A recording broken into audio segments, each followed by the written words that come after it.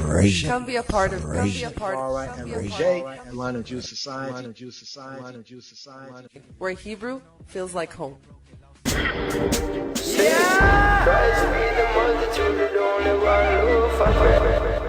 Yes. Shavua Tov. Yeah. Might have to call it late night, early morning Torah studies.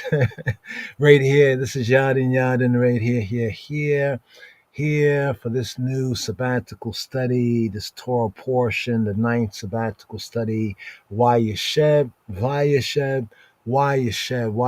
Greetings. What you think?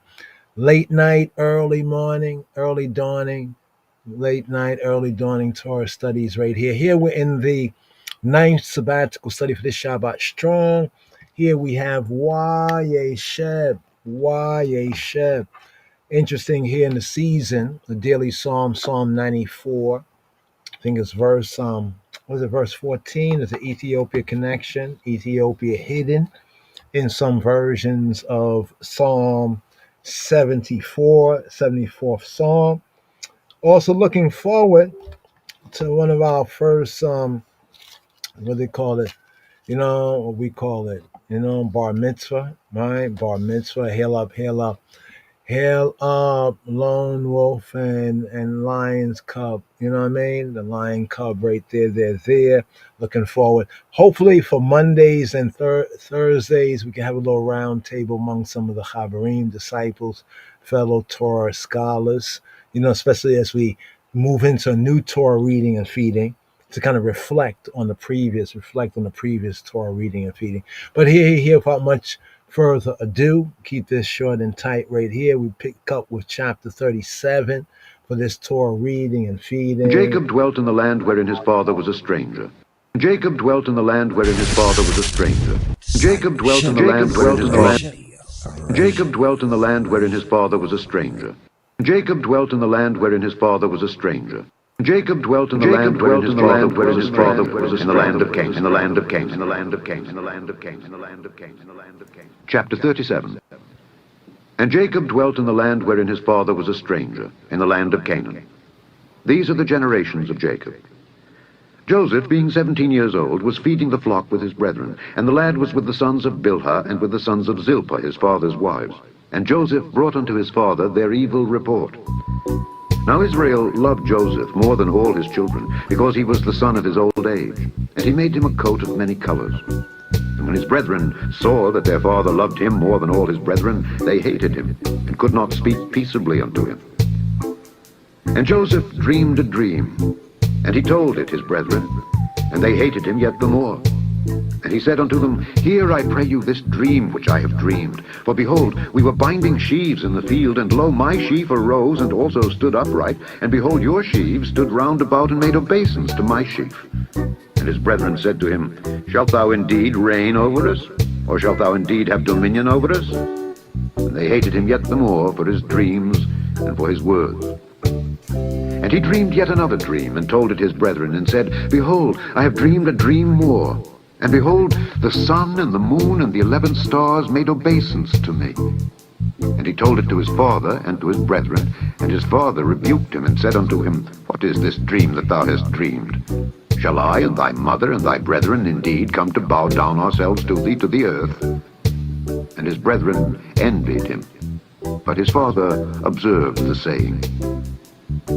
And his brethren went to feed their father's flock in Shechem. And Israel said unto Joseph, Do not thy brethren feed the flock in Shechem? Come, and I will send thee unto them. And he said to him, Here am I. And he said to him, Go, I pray thee, see whether it be well with thy brethren and well with the flocks, and bring me word again. So he sent him out of the vale of Hebron, and he came to Shechem. And a certain man found him, and behold, he was wandering in the field. And the man asked him, saying, What seekest thou? And he said, I seek my brethren. Tell me, I pray thee, where they feed their flocks. And the man said, They are departed hence, for I heard them say, Let us go to Dothan. And Joseph went after his brethren, and found them in Dothan. And when they saw him afar off, even before he came near unto them, they conspired against him to slay him. And they said one to another, Behold, this dreamer cometh. Come now, therefore, and let us slay him, and cast him into some pit, and we will say some evil beast hath devoured him. And we shall see what will become of his dreams. And Reuben heard it, and he delivered him out of their hands, and said, Let us not kill him. And Reuben said unto them, Shed no blood, but cast him into this pit that is in the wilderness, and lay no hand upon him, that he might rid him out of their hands, to deliver him to his father again. And it came to pass, when Joseph was come unto his brethren, that they stripped Joseph out of his coat of many colors that was on him, and they took him and cast him into a pit. And the pit was empty, there was no water in it. And they sat down to eat bread. And they lifted up their eyes and looked, and behold, a company of Ishmaelites came from Gilead, with their camels bearing spicery and balm and myrrh, going to carry it down to Egypt. And Judah said unto his brethren, What profit is it if we slay our brother and conceal his blood? Come, and let us sell him to the Ishmaelites, and let not our hand be upon him, for he is our brother and our flesh. And his brethren were content. Then there passed by Midianites merchantmen, and they drew and lifted up Joseph out of the pit, and sold Joseph to the Ishmaelites for 20 pieces of silver. And they brought Joseph into Egypt. And Reuben returned unto the pit, and behold, Joseph was not in the pit.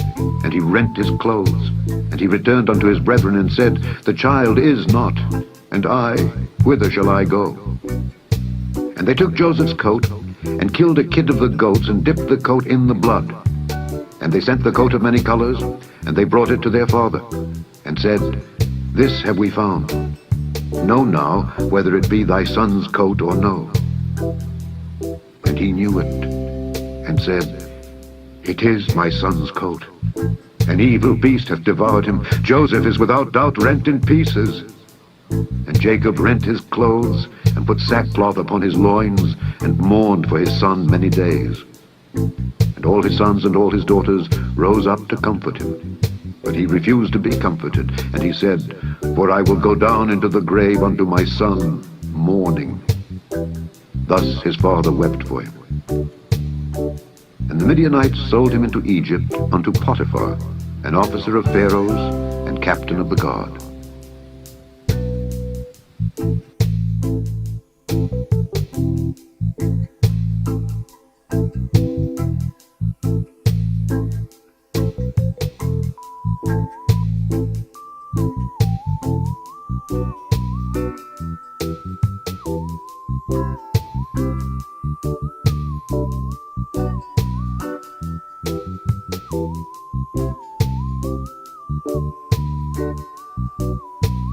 Wayyesheb, and he dwelt. Wayyesheb, this 9th sabbatical study for this Shabbat. Chapter 38. Yes. And it came to pass at that time that Judah went down from his brethren, and turned into a certain Adullamite, whose name was Hira. And Judah saw there a daughter of a certain Canaanite, whose name was Shua, and he took her, and went in unto her. And she conceived, and bare a son, and he called his name And she conceived again, and bare a son, and she called his name Onan. And she yet again conceived, and bare a son, and called his name Shelah. And he was at Chezib when she bare him. And Judah took a wife for his firstborn, whose name was Tamar. And Judah's firstborn, was wicked in the sight of the Lord, and the Lord slew him. And Judah said unto Onan, Go in unto thy brother's wife, and marry her, and raise up seed to thy brother. And Onan knew that the seed should not be his. And it came to pass, when he went in unto his brother's wife, that he spilled it on the ground, lest that he should give seed to his brother. And the thing which he did displeased the Lord, wherefore he slew him also. Then said Judah to Tamar his daughter-in-law, Remain a widow at thy father's house, till Shelah my son be grown. For he said, Lest peradventure he die also, as his brethren did. And Tamar went and dwelt in her father's house. And in process of time, the daughter of Shua, Judah's wife, died. And Judah was comforted, and went up unto his sheep shearers to Timnath, he and his friend Hira the Adullamite. And it was told Tamar, saying, Behold, thy father-in-law goeth up to Timnath to shear his sheep. And she put her widow's garments off from her, and covered her with a veil, and wrapped herself, and sat in an open place which is by the way to Timnath. for she saw that Shelah was grown, and she was not given unto him to wife. When Judah saw her, he thought her to be an harlot, because she had covered her face. And he turned unto her by the way, and said, Go to, I pray thee, let me come in unto thee. For he knew not that she was his daughter-in-law. And she said, What wilt thou give me, that thou mayest come in unto me? And he said, I will send thee a kid from the flock. And she said, Wilt thou give me a pledge till thou send it? And he said, What pledge shall I give thee? And she said, Thy signet, and thy bracelets, and thy staff that is in thine hand. And he gave it her, and came in unto her, and she conceived by him. And she arose, and went away, and laid by her veil from her, and put on the garments of her widowhood. And Judah sent the kid by the hand of his friend the Adullamite, to receive his pledge from the woman's hand. But he found her not. Then he asked the men of that place, saying, Where is the harlot that was openly by the wayside? And they said, There was no harlot in this place. And he returned to Judah and said, I cannot find her. And also the men of the place said that there was no harlot in this place. And Judah said, Let her take it to her, lest we be shamed. Behold, I sent this kid, and thou hast not found her. And it came to pass, about 3 months after, that it was told Judah, saying, Tamar, thy daughter-in-law, hath played the harlot, and also, behold, she is with child by whoredom. And Judah said, Bring her forth, and let her be burnt. When she was brought forth, she sent to her father-in-law, saying, By the man whose these are, am I with child. And she said, Discern, I pray thee, whose are these, the signet, and bracelets, and staff. And Judah acknowledged them, and said, She hath been more righteous than I, because that I gave her not to Shelah my son. And he knew her again no more. And it came to pass in the time of her travail, that behold, twins were in her womb. And it came to pass when she travailed, that the one put out his hand, and the midwife took and bound upon his hand a scarlet thread, saying, This came out first. And it came to pass, as he drew back his hand, that behold, his brother came out. And she said, How hast thou broken forth? This breach be upon thee. Therefore his name was called Pharez. And afterward came out his brother that had the scarlet thread upon his hand, and his name was called Zerah. Yes, yes, yes, yes. So here with the 9th sabbatical study, Shabbat Strong. Here, Wayyesheb, Wayyesheb, Wa and Yesheb. Yesheb from Yashab means to sit, to dwell. So, and he dwelt. Here, picking up right here with this Torah reading and feeding the 9th sabbatical study. Jacob, patriarch Jacob, he's dwelling. He settles. He settled down. He's settling down in the land. And wow, so much going on in these 2 chapters right here. But picking up for continuity purposes from Wayyeshlach, and he sent the previous Torah reading and feeding. And still have to review some of what has gone on there for continuity. You know, how does it connect right here? First of all, let the elders that rule well be counted worthy of double honor, especially those who labor in the word and doctrine. So shalom, Yeshua shalom, shalom to those who love shalom, those who love Yeshua. Right, and no peace to the wicked, saith Elohai, saith my God. Amen, amen. So here, with this Torah reading and feeding right here, let's just get some of this up on the screen right here, Chaverim. Wow. It says, until they confess all the lies they said against you to gain favor, they'll never know peace. No, just on the peace move right there. There's no peace, saith Yahweh, to the wicked. This is why we open up with saying shalom to those who love Yeshua, those who love shalom, right? Those who love Yeshua, shalom, and no peace to the wicked. You know, no peace to the wicked. No peace. And also the honors to those elders, you know, especially to those double honors, those who have labored in the word and the true teaching, the true doctrine. Yes. So right here, with this Torah reading and feeding, we have We have the brothers of Joseph. Basically, we have the Israelites. What did the Israelites do? And this is when this is Israel young, right? This is Israel young. Now, the previous Torah portion, the eighth sabbatical study, Wayyeshlach. For continuity, right here, let's touch on this right here. Wayyeshlach, and he sent. So we had previously Genesis, right? Here we had Genesis chapter 32, verse 3 to 36, 43. Right? So now here we pick up, right? This is the prophets reading Obadiah. Give thanks to the co-laboring, disciples, to Ras Sahar Achad for the Obadiah reading, and Ras Ayason Tafari for the Brit Chadasha reading. Also to Ras Baruchu Tafari, for the assistance and, getting the promos, circulated and shared, and also to others who also, share and repost on their social media for others who might be so interested. But here we had previously Jacob, he sent presents. Remember, Jacob has sent presents, to his strange and estranged brother. Remember Esau and Jacob, the previous Torah portion.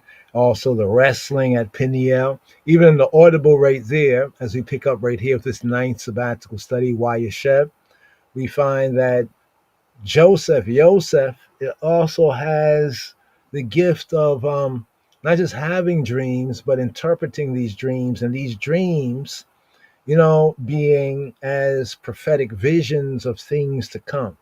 You remember with Jacob,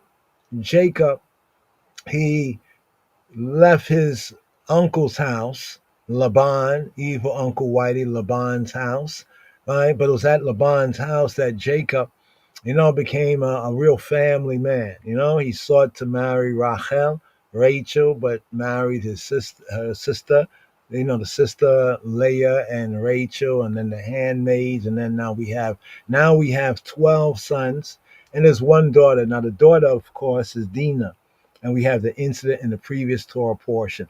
But just concerning the continuity here, we have Jacob. Remember, Yaakov, in the previous Torah portion, in the seventh sabbatical study, Y8A, right? And he exited and he went out. So from the seventh, we have Jacob exiting from his family home because of, the strife and the back and forth with Esau, and Esau is murderous because of the that he sold his birthright, and lost his blessing, and he's blaming Jacob for it, lying on Jacob, saying that Jacob stole it when he actually Esau sold it. Ain't that something? He said that Jacob stole it, but Esau actually sold it. But remember when he left from the seventh sabbatical study, when he left, he went to this place, the spot that was called Luz, Luz. And later on now, it's now known as Bethel, right? There was a place called Luz, right? It was formerly known as Luz, Luz. And then, it's renamed because of the incident when Yaakov, when he also had a dream, right? And he saw this ladder from earth to the heavens, and the Melakim, the messengers, representatives called in Christianity in the Western Gentile world angels. And here's where a lot of confusion comes in. Is it angel or messenger? Which one is better to just understand the plain, the truth, the narrative of it?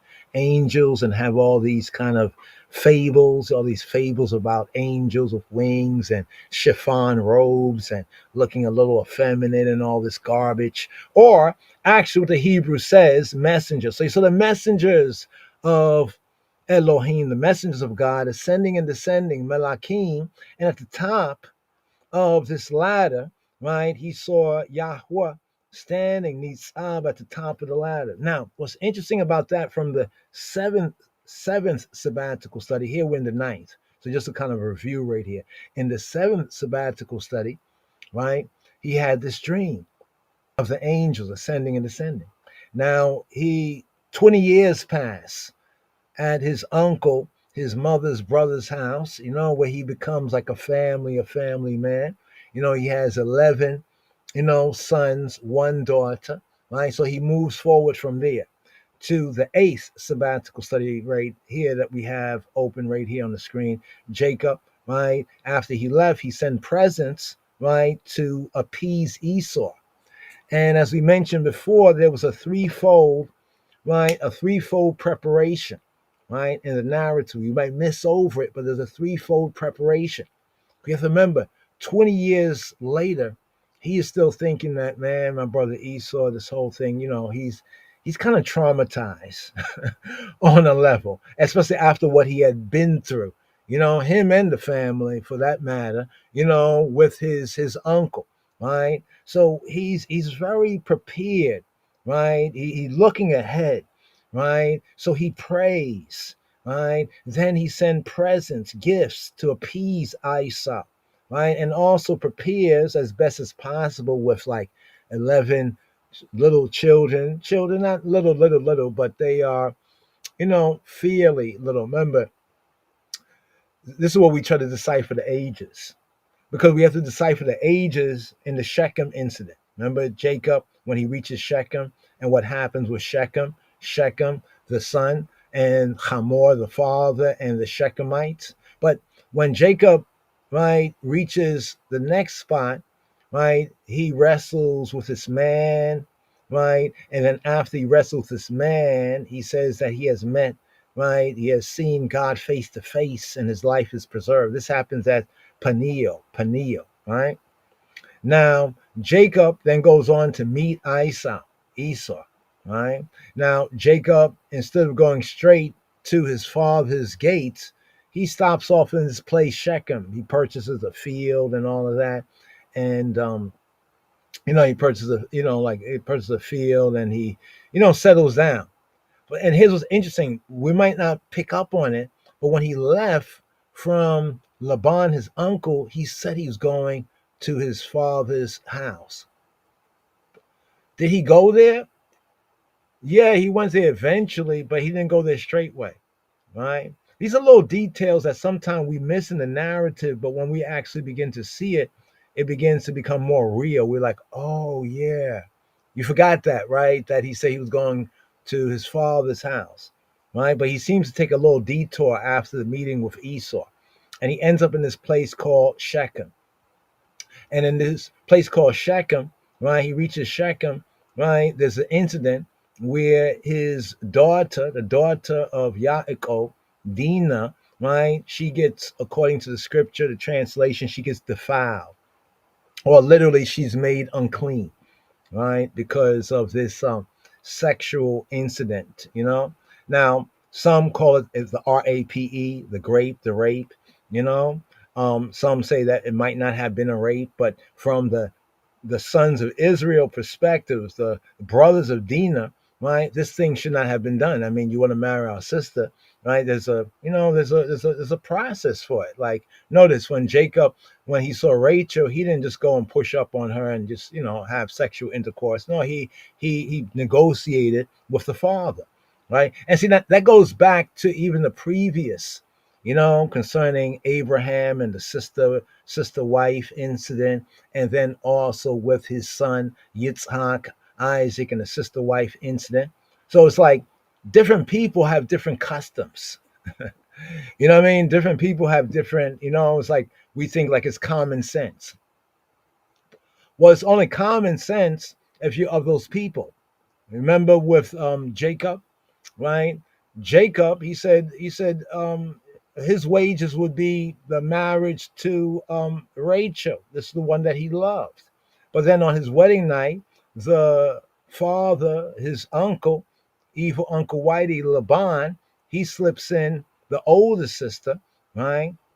And that was Leah, and right there. And then when Jacob asked, like, why did you do this to me? You know what I'm saying? And then Laban said, it's not our custom to do in this country to marry the younger before the older. Now, after like 7 years of work, right, after this agreement, he changed the agreement. Remember, Jacob says that Laban changed his wages like 10 times, right? Can we count those 10 times? Can we see those 10 times? Or how many of the times of the change of wages? The first time definitely is the whole thing about Rachel, right? He wanted to marry Rachel. He made it clear that he loved Rachel, so forth and so on. And then at the last minute on the wedding day, right, slip in, right, the older sister Leah. Right. So now he works another 7 years, 14 years. Right. Then he works another 6 years. So 14 plus 6, 20 years. And he stays 20 years out there. You know what I mean? So these customs, right? So now when he reaches Shechem, right, he reaches the place called Shechem, right? He settles down. So he didn't go straight to his father's house, right? He settled in another place, right? And this incident happens to his daughter Dinah, right? And this is a controversial part of scripture, right? Some question whether she really was, RAPE, or whether it was consensual. We don't really know whether it was consensual. What wasn't consented to, right, was any sort of marriage, right? That was not consented to. So, in other words, in the Israelite view, right, or the sons of Jacob view, right, that they did things, these other peoples, these Canaanites that were in the land, they did things opposite. They did things in a different way. First I have sex with your daughter, and then you know what? I like her, right? So I want to marry her. But this was just totally like opposite of the way the sons of Jacob view it. So who's right here? Was it the Canaanites? So somebody just had sex with your sister and then say, hey, I want to marry her, right? And notice something, that when Hamor, the father, which his name means donkey, right? Ass, jackass, Hamor, and Shechem, the son who defiled Dinah, right? They came along to negotiate. Where was Dinah? Where was she? Did they bring Dinah along and say, hey, me and your daughter, we want to get married? You know what I mean? They could have done something like that, but that's not what was done. She was still in the house when the sons took their vengeance or vengeance. So Dinah's brothers, right, the sons of Jacob, they avenged their sister, right? So it keeps repeating in the narrative that she was defiled. The word is tameh. Tameh is the operative word to be unclean, right? So this was not clean. This was not proper. This was defiling. So therefore, even that defiling in the sons of Jacob's eyes was considered as an RAPE and rape, right? And they acted on it. And even when the father, Jacob, the patriarch, very interesting, he says, like, y'all have made my name stink, and I, and I, and I, and I, and I. Jacob is very kind of self-conscious, focused, But then something that the sons say, they say, should they treat our sister, Dinah, as a harlot? That's the question they asked the father. And it doesn't seem that the father had any answer for that. He must have agreed, like, yeah, that's a point, but y'all have really, made my name to stink, and the people of the land, like, he was afraid. Jacob was afraid. All right. Now you have to understand, Jacob was in a traumatizing situation for almost 20 something years. He has a family. He's trying to work to support his family. He's working for his uncle. His uncle keeps changing up his wages. You know what I mean? And it came to the point where maybe they wouldn't have anything when they finally left. And who knows? Laban could have taken back the daughters and the children and just kicked Jacob out. But Jacob, he was wise. He went to the two, his two wives, Rachel, Rachel, and Leah, and he explained to them the situation, right? And they seem to be agreed that the father, their father, is very deceptive, very tricky, and in a sense has treated them evil, almost sold them for nothing. In other words, that means if they left, they would not have anything. Can you imagine? You working, you having a family, starting a family, you think like, yeah, I'm working, making some money, and I'm gonna have something at the end, and then you find that what's my paycheck? What the hell? This is my paycheck. I thought I was supposed to get this. What do you do? Right? Well, Yahweh, right, was on Jacob's side. Jehovah, the God of Abraham, Isaac, and Jacob, was on Jacob's side and told him to return. And then he returns to Bethel. Now remember Bethel. Remember what Bethel is. Bait, or Beth. Beth, Beth is usually like daughter, right? Bat is daughter, Bayit. So in the Hebrew, Bat, daughter, Bait is house. But Bait El is the house of God. You remember what Bethel was? Bethel was where Jacob had the dream, the vision, the dream, the close encounter, in this awesome and dreadful place. And he says he didn't know this place was so dreadful, so awesome, so terrible, because in this place, right, was Yahweh, right, was the God of his father and of his grandfather, the God of Abraham, Isaac, and Jacob, right? And then right after that particular incident there, after he returned to Bethel where he had the original vision. Now you can imagine that in the previous Torah reading and feeding before he left his uncle's house, he told his wives of the situation, and they said, do whatever Yahweh tells you to do it. You know what I mean? Because it's a survival, right? You have to understand, in this ancient context, it was a survival thing, a survival thing. And even Yahweh was on his side. It's a beautiful moment when we consider the back and forth, the baby bearing competition between the two sisters. We will think that they were like angry, they hated each other. Well, they were in competition, right? In that sense, to bear, right, children, and to, I guess you say, gain the love of Jacob. But it seems as though when it came down to matters of practical application of funds and resources, they were on Jacob's side, that Jacob needs to do whatever he needs to do. And Yahweh was on his side as well, the dream, the vision, concerning what he was doing to make sure he increased, what he was working for, his portion, because he had already increased Laban, his uncle's, what he said to his uncle. He said when he came out there, his uncle only had a little bit, like you working for your uncle, and his business is a small business, but then you start working there and it increases, right? And you think, well, surely some of this must be for, some of this profit, just a portion for myself and for my family, for your daughter, my wife, your daughters, my wives, and our children. He's having all the children were born out there.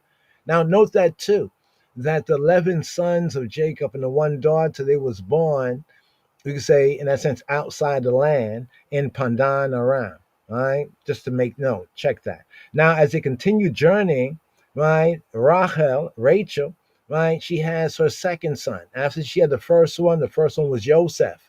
You get it? You see the connection here, Joseph, right? The first child that Rachel had from her womb, from her matrix, was Joseph.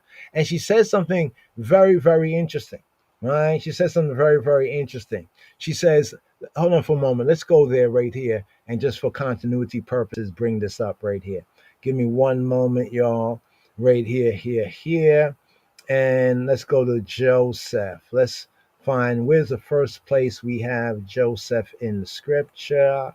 There we go, right there. Here we go. Right? Genesis chapter 30, verse 24. And she, Rachel, called his name Yosef, and said, Yahweh shall add to me another son. That's interesting, right? Let's dip down in this. Let's dip down in this for a moment right here. Let's go right here. So remember, after the birth, right? Now notice even the pattern. So here in Pandanaram, at Laban, at his uncle's house, right, his mother's brother's house, right, the 11 sons were born, and then we have the 12th child is a daughter, right? So one daughter among 11 sons, and afterwards she bare a daughter and called her name Dinah, right? Called her name Judgment. Get it? Called the name Judgment. Actually, that means judgment, but it's like the execution of judgment. So it was Leah, right? It was Leah, right, who had her last son, right? And she said, Elohim hath endued me a good dowry.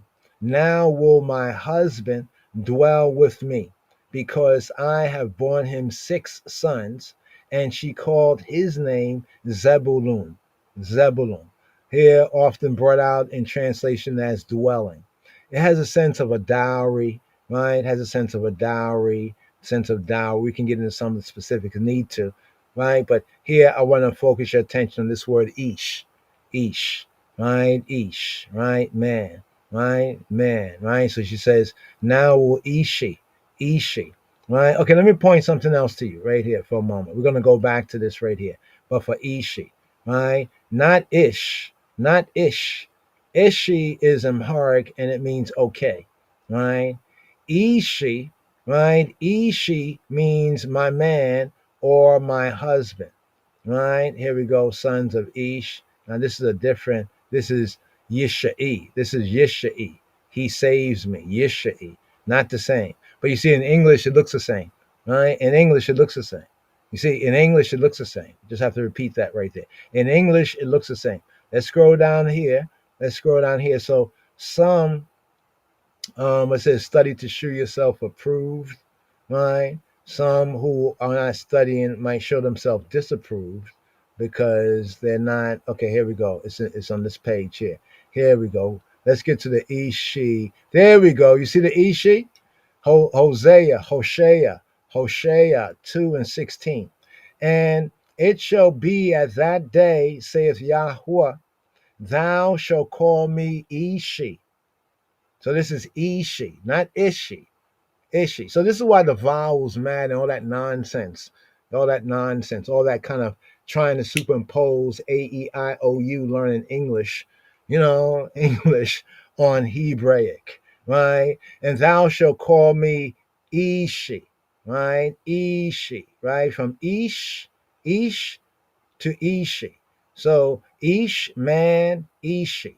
But this is man. Remember, there's 4 words for man. You pointed out there's 4 words for man in the Hebrew. This right here is man in the higher sense, right? Adam is just man in the basic sense, just rank and file. Adam is just like basic man. So we say Ben Adam, son of man. We're basically saying just basically a human being, right? When we say Ish, right, we mean like a man of a standing, a man of some responsibility, a standing. In this context here is husband, right? So the first context of Ish being a little higher than just Adam. See, Adam is man. We can go back to Genesis, right, in the garden when Adam, when the woman was brought forward to Adam, when the woman that Yahweh had built, operative word, that he had built. See, when it says that man was formed from the dust of the ground, man was squeezed. Right? Tells something about on a certain level, right? Hebraically, the man was squeezed. He was formed. He was squeezed. He was pressed. Right? It's a pressure. Pressure makes diamonds. Right? He was pressed. Right? Many men have found, even by experience, that it's going through these pressures of life that you really get to recognize, okay, what is man? Right? What is man that thou art mindful of him? But here, notice that Leah, when she says husband, she doesn't say the usual word for husband. The usual Afro-Shemitic word for husband, right? So notice right here, champion, great man. You see on the Ish, great man, Ish, right? It's a general word for man, but man as an individual, right? Man as an individual, not a general man, but man as an individual or a man of a higher standing. There's a psalm that says, hear ye this, both low and high, rich and poor all together. So when it says low, low, it's the B'nai Adam, the sons of Adam. When it says B'nai Ish and man high, that means like if a man in the community is a husbandman, if a man is a man of he has a responsibility, like a position, a standing in society. You know what I mean? Not just a regular, just a man, right? It says, and shall call me no more Baali. What is Baali? Now, a lot of Israelites and others get confused over this word because this word, when used by the Canaanites, right, it signifies for the Phoenicians, the so-called Phoenician Canaanites, it signifies their high god, right? So the Phoenicians called their high god Baal, right? So if you say, oh, Baal, and go to areas of translation, of King James translation, where it says, and they have forsaken my name for Baal, right? But then if we study the text, we'll find that in some context, Yahweh is Baal. You see, I want to pause on that for a moment because, of course, you're going to say, "Oh, you're wrong." Because, yeah, I'm wrong if you're reading King James version only, right? In that view, because you're not getting a full view. You're not even getting half the picture, right? Baali, right? So Baali here, the BDB defines as my Lord. Now, here's the context: a deity, Baal and Baali, Baal in the northern kingdom, right? A deity in the northern kingdom. So the northern kingdom was who? The northern kingdom was the Israelites or was the 10 tribes, the 10 tribes. All right. Now, see why this is important is because of what we're reading about here. So we have Joseph. Remember Joseph? We have Joseph. And Joseph is the loved child or the favorite child, right? Of Jacob, right? Now, some would argue, oh, you shouldn't have favorites. But, people do have favorites for whatever reasons, whether good reasons or bad reasons. All right, was it a bad reason that Joseph was his favorite, or was it for a good reason? We have to determine that. But here for Baal, Baal in the northern kingdom was a Canaanite so-called Elohim or God that the disobedient Israelites of the northern kingdom had started to worship. They had started to worship Elohim Acharim, Elohim other people Elohim. This is in contradiction to the 10 words, the words of the covenant, where it clearly says in Exodus chapter 20, you shall have no Elohim Acharim before me. So those of the northern kingdom of Israel chose the Phoenician god, high god, Baal. But Baal in the language of both the Hebrews and of the Canaanites, right, meant and means husband. Just want you to get that point right there, husband, right? So it's almost like somebody saying they have a God, and you're like, oh, who's your God? And they say, oh, my God is hubby. Hubby? What you mean hubby? Like husband. My God is husband. Oh, so they worship, right, this title as God. See, this is what was going off. This is what Yahweh is speaking about when he says they exchanged his name for Baal.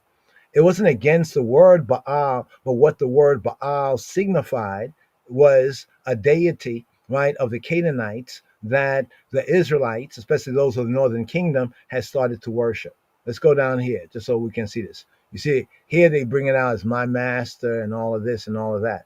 But let's go down to basics. Let's get to basics. Baal.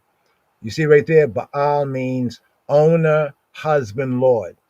Actually, Baal means husband, right? Baal means husband, right? As we have more time, I actually go through the scripture where Yahweh says that he, right, was Israel's Baal, right? But they had gone after Baalim. They had gone after husbands, that he was Israel's husband, owner, Lord, right? Baal. But Israel, right, the Israelites had gone after other husbands. In other words, this is a way of saying they had gone after other gods, right? So here, as you can see right here, look at the E the E entry. The E entry says it's a noun of relationship. Like a husband, right, is a husband in relationship to what? To who? To his wife. And husband and wife is what's a relationship? This is a relationship of a marriage, of a covenant, right? Which builds from that, hopefully, a family, right? So the noun of relationship used to characterize, you see what it says? It's used to characterize. So what Joseph is actually called in this Torah portion, he is called the husband of dreams. So Joseph is called Baal, but he's called Baal in the context of basic Hebrew, which means the owner of dreams. In fact, in poetical Hebrew, a bird is called the owner of wing, the owner of wing or the owner of wings. So you see, it's a noun, right? Now notice the F entry, it says it's Lord, right? It's used of what? Foreign Elohim. Foreign Elohim. So we have a basic word, but what is the relationship of the word? right? It's not just the word, but it's the relationship of the word. In other words, when you say Baal, what do you mean by Baal, right? Like if a woman said my husband, you know what I mean? This is used throughout the Torah. So Baal is used throughout the Torah in its proper Hebraic context. But then amongst the people of the land, other people of the land, especially in the F entry, right? They use this of their Elohim, of their God, the Phoenician Canaanite Baal, right? Or Baal. Some will say Baal. But in its basic Hebraic use, it's used of a husband, right? A husband. In its other use, it's used of one who owns, like an owner. So Joseph is called the husband, the master, the owner of dreams. He's the master of dreams, right? So here's some of the usages of this. You see where it breaks it down here? It says husband, Lord, man, plus married, right? One who's married, right? Master person, boom, boom, boom, boom, boom. So here, wait, let's go back to that for one moment here. Did you see that? Right? Oh my goodness. You see what it says? A symbolical name, right, for Yahweh. So here in the prophet Hosea, after hundreds of years of idolatry, a long time of idolatry, the Israelites worshiping the Canaanite Phoenician god Baal, many Israelites, Yahweh says to the prophet Hosea, he says, and it shall be at that day, saith Yahweh, thou shalt call me Ishi. You should call me what? Ishi, my man, right? Right. Here they have my husband, right? But actually, it's my man. Now I'm connecting this with what Leah is saying and what Leah was saying during that, baby bearing, back and forth between her and her sister, right? Rachel, right? So it says, thou shalt call me no more Baali, right? My Lord. You should not call me Baal, right? But yet, Yahweh is and was Baal. He was the husband. That's why we find in other areas of prophecy where he is rebuking and reproving and pointing out the sin and transgression of the Israelites. He says he uses the likeness of being married to Yisrael, but Yisrael being like an unfaithful wife. You get the context right there, right? So here we have Hosea, right? Hosea chapter 2, verse 16. And here we have Ishi, right? Ishi. Now, not everywhere you find this word Ishi is the same word, Ishi, as we pointed out before. Let's go over here. Let's go over here to the other page right here. We have the sons of Yishi. So in the English can be confusing because over here it says it looks the same, right? This is the H3469. In the Hebrew, when reading the Hebrew, is Yishai, Yishai, Yish, Yish-E, Yish-E, Yish-E, Yish-E, from Yesha. Yesha mean to save. Yesha, right? The root we say of Yeshua, from Yasha, right? To save. Yasha, Yish-E, save, delivered, right? So that little confusion there in the English just needs to be pointed out. But the issue that we are talking about is the one from Hosea, right? Hosea 2 and 16, right? So just take note. Hosea, let's do this right here. Hosea 2 and 16, right? We have Ishi, right? Ishi, my man, right? Ish, man, Ishi, my man, right? Let's compare this right here with where we were. Let's scroll back. So right here, Leah in Genesis 30 and 20, Leah says, Elohim has endued me with a good dowry. Now will my husband dwell with me because I have borne him 6 sons.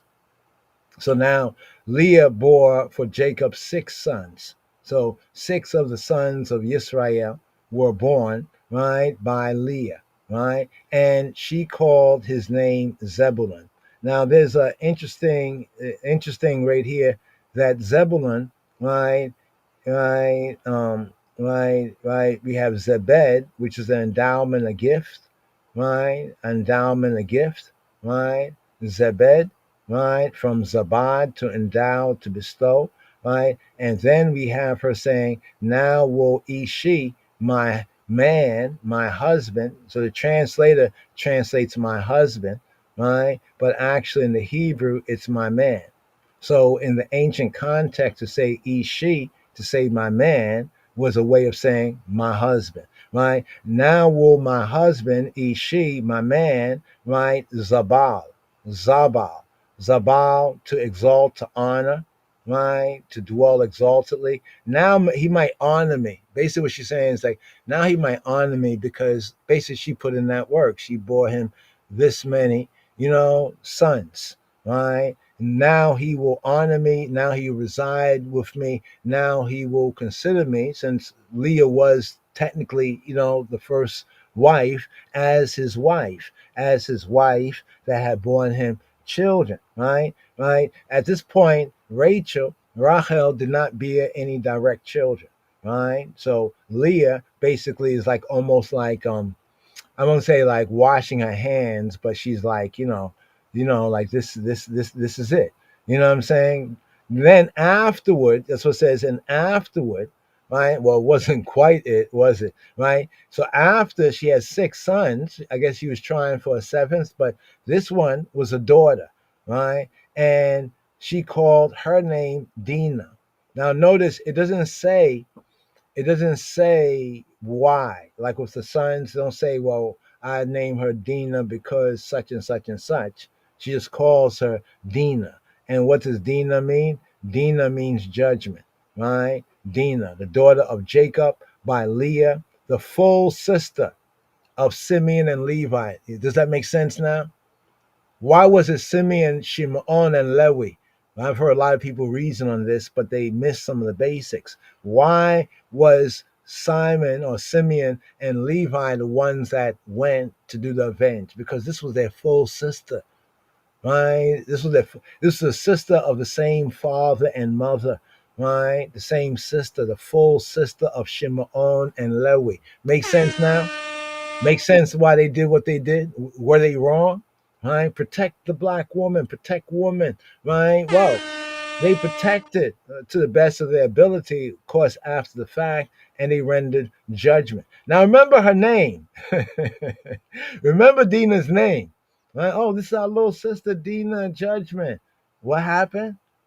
She was defiled. The Shechem, this Canaanite, did what? Now he want to do what? Say what? Right? You can imagine, right? So Dina, justice. They had to bring justice to their sister's situation. This is why the scripture says that they let it off, right? And then the other brothers, after they let it off, they basically jumped in on it, right? Judgment. Judgment, a cause, a plea, but it's judgment in the sense of a condemnation. So usually this word for judgment is not judging. This word is not the shafat in shofet, judge, shofet, to the judge, the shafat, judging, the judgment, the weighing of it. After it's weighed, right? Should it be weighed in the case of a condemnation? This is where Dina comes in. The word Dean and Dina. It's a condemnation, right? In this dispute, legal strife, it's a condemnation. Basically, in the Hebrew, this is the execution, right? Judgment, the suit, the justice, the sentence, right? The strife. In other words, this basically means the execution of judgment, not the weighing of judgment. It's almost like it has been weighed. It's already been weighed. And now we see, this is a judgment, right? Therefore, Dina, right, implies the execution of the judgment, right? It's like a wrap. It's already been settled, right? You know what I mean? It already has been. Now they went to contend, to plead. Here we go, to minister, to act as a judge, right? To minister judgment, right? Not to put it on the scales. It's already been put on the scales. You see what it says in the third, right? To plead a cause, which Hebraically would also contextually mean in certain senses like this, to execute judgment, right? To requite, right? To vindicate, right? To quarrel, to scrap, to do what. This is like when people say, yeah, it's on site. Basically, at this particular point, right, it was on site. Let's see, we have this right here. Let's see. Do we have that? Boom, boom, boom, boom. Give me one moment right there.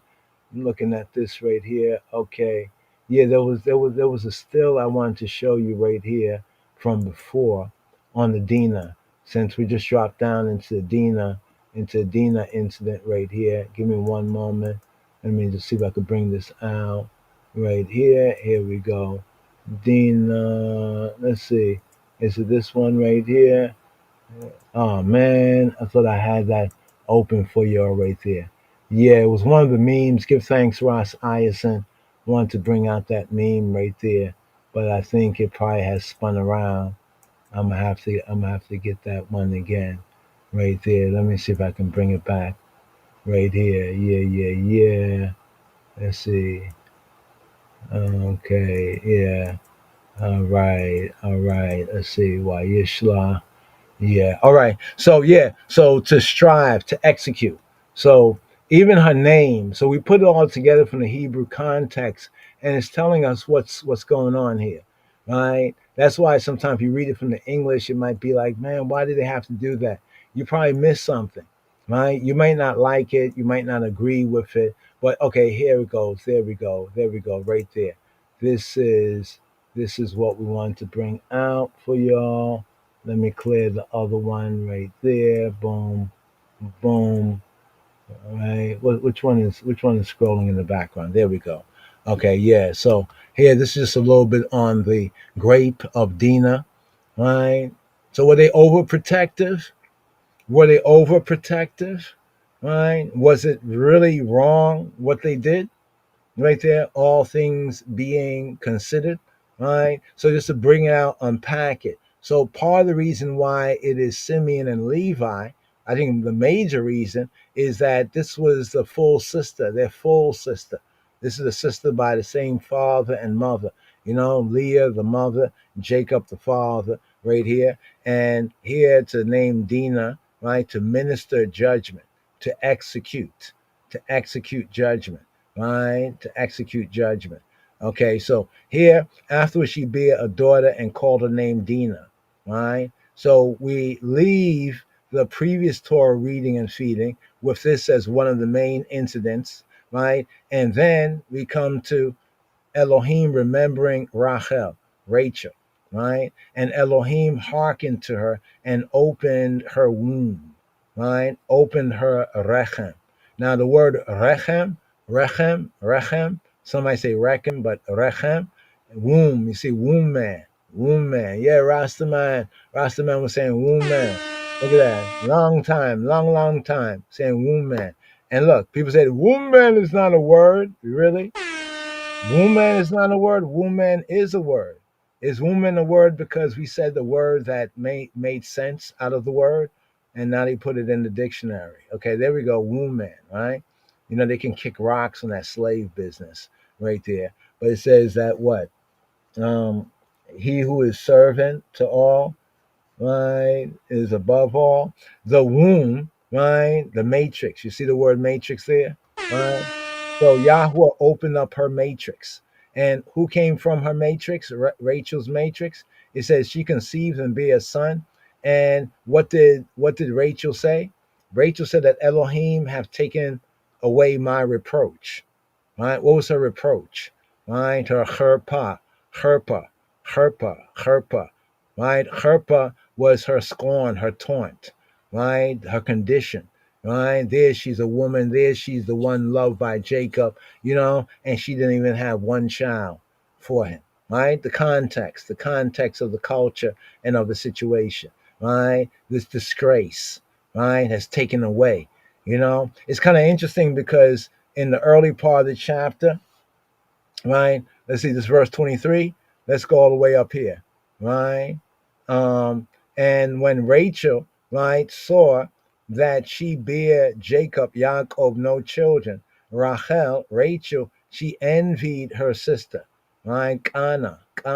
She was jealous. She was envious of her sister, right? Why her? Why not me? Right? She was envious of her sister, right? And she said to Yaakov, right? Notice she didn't say to her sister, but she said to Yaakov. What did she say to Jacob? She said to Jacob, give me children or else I die. Wow. Mm, mm, mm. All right. Now, considering that Jacob loved her so much, you can see how this would be hurtful. These words are hurtful. She says, "Give me children, or else I die." All right. Jacob, notice when it says Jacob's anger was kindled. Check out the places where it says Jacob's anger was kindled and see if you can make sense out of these places where this is one place here, Genesis 30 and 2. And Jacob's anger was kindled against Rachel, right? And he said, what it said? And he said, this is a line between love and hate, like he loved Rachel, but now she says, like, you give me children. Right? In other words, she's basically saying that, Jacob, you're giving Leah all these children. You say you love me, but you haven't given me no children. You better give me a child, give me a son. Literally, she's saying, give me sons, right? Give me a son, give me sons, or else I die. Right? Generally, give me children, but specifically, give me sons. Right? Jacob, his anger was kindled against Rachel, and he said something interesting. Is it I instead of God? Am I in Elohim's stead? See what he said to her? Who hath done what? Who hath withheld manna, manna. This is not manna, like manna from heaven. This is not manna. This is manna, manna, manna, manna, manna, manna, not manna, not manna. See, it's manna, right? And there's manna, right? Manna means to withhold, to deny, to hold back. So he's saying, who is it? Right? Obviously, they were doing the do, but there was no seed, no son, no child. Right? Who have withheld from thee the fruit? Right? Fruit. Right? Figurative fruit from the beten, from the belly. The beten, often called womb, but notice here in this chapter, two words for the womb. Right? Is the beten, which is literally the belly. Right? The abdomen. Right? The seat of hunger. Right? Figuratively, the seat of mental faculties. Figuratively, the depth of Sheol is the belly, like the belly of the beast, right? Or the belly, right? Remember Jonah in the belly, right? Of the whale, right? He was, right? Some say already dead, right? In that sense, that he was a sign. Jonah is a sign of resurrection, right? But then Abraham also, right, had faith that Yahweh was the God, the Elohim of resurrection. That means that when Abraham went to sacrifice, that even if he had to sacrifice Yitzhak, he must have had faith that Yahweh could raise him again. Otherwise, the New Testament would not point to that. So that means the New Testament Hebrews, when they say that, it must mean that he must have had faith that even if that was to be so, that Yahweh is not like these other gods or whatever, but he's a true God. He's a creator. He's a creator and he's the God of life. Therefore, if he's the creator and created, yesh me'ayin, right? Something, existence out of non-existence, he no doubt will be able to, if this needs be, right? But here, we have Jacob saying this, right, to her. And you notice that after he says that, notice what she says, right? Why are you angry at me? Why are you being angry at me? No, I'm not saying that you're instead of God or whatever. No, Rachel's down to business. Rachel, she was like Sarah in a sense, right? When Sarah said to Abraham, go into my handmaid. She took the surrogate, right, option. She said, behold my maid Bilhah, right, go into her, right, and she shall be upon my knees, the ancient surrogacy, right, she will bear, but therefore, because she's my handmaid, this is in the ancient world context, right, that I may have children by her, right? But when she says have children by her, in the Hebrew, it is be built by her, right? Be built by her, right? That I may have children, that I may bana, be built, be rebuilt, established, cause to continue, right? The built in the sense to build, like you rebuild something, bana, right? Or you build a house, you establish a family. The interesting thing about this word here, bana, it's the same operative word when it says concerning Eve, Hawa, right? When it speaks about Eve, how man was squeezed, right, formed from the dust of the ground, and Hawa, she was built from that side component that the translator calls a rib.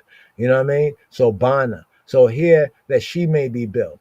And basically that happened, and that son, right there was Dan.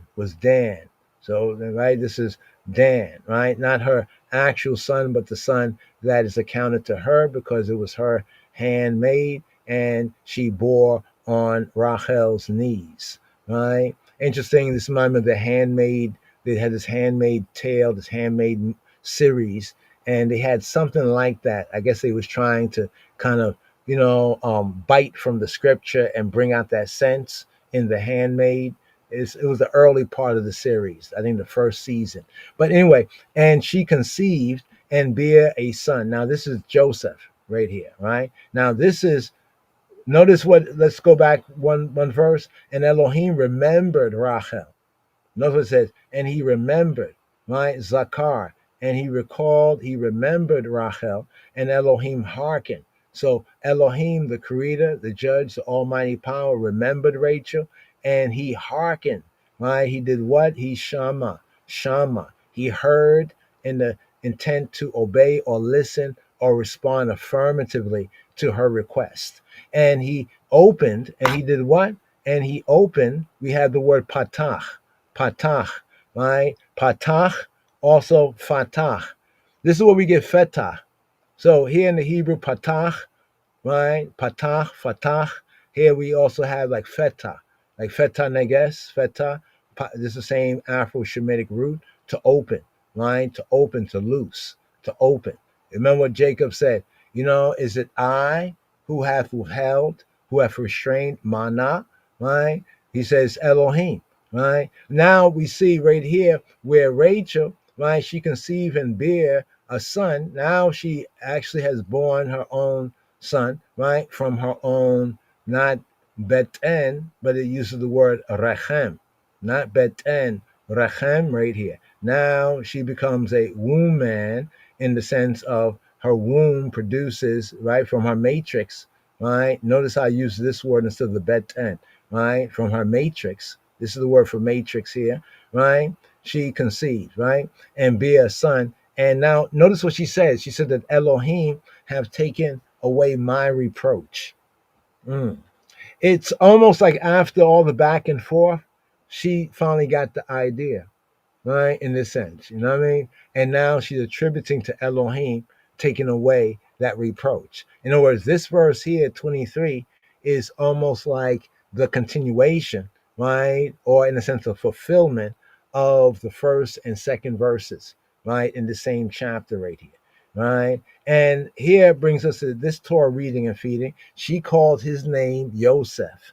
She called his name what? Yosef. Yosef here, BDB brings out Jehovah has added the eldest son by Jacob, right? Of Jacob by Rachel, right? There's other Josephs, but actually in Hebrew, Yosef, right? Yosef, let him add, right? Let him add, like let it be added. May he add, right? May he add. So she says this. She called him Joseph, and her reasoning is that Yahweh shall add to me another son. It's an interesting word that she says. She finally has her own son, child of her womb. And when she names him Yosef, right, she names him Yosef. She says that Yahweh has taken away her reproach because now she's a mother. She's brought forward a seed. She names him Yosef. But notice the context of her naming him Yosef is that Yahweh shall add to me another son. Right? She was already looking forward.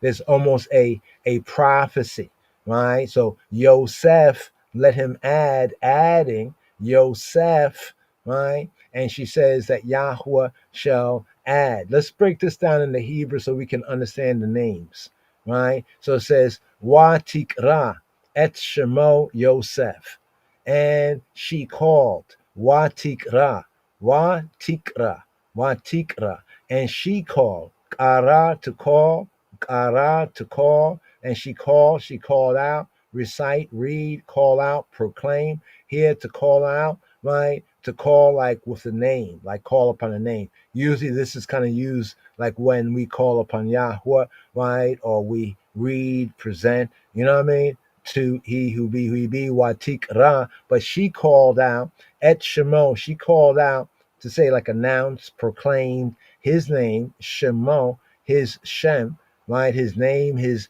designation, right? His designation as Yosef. Yosef.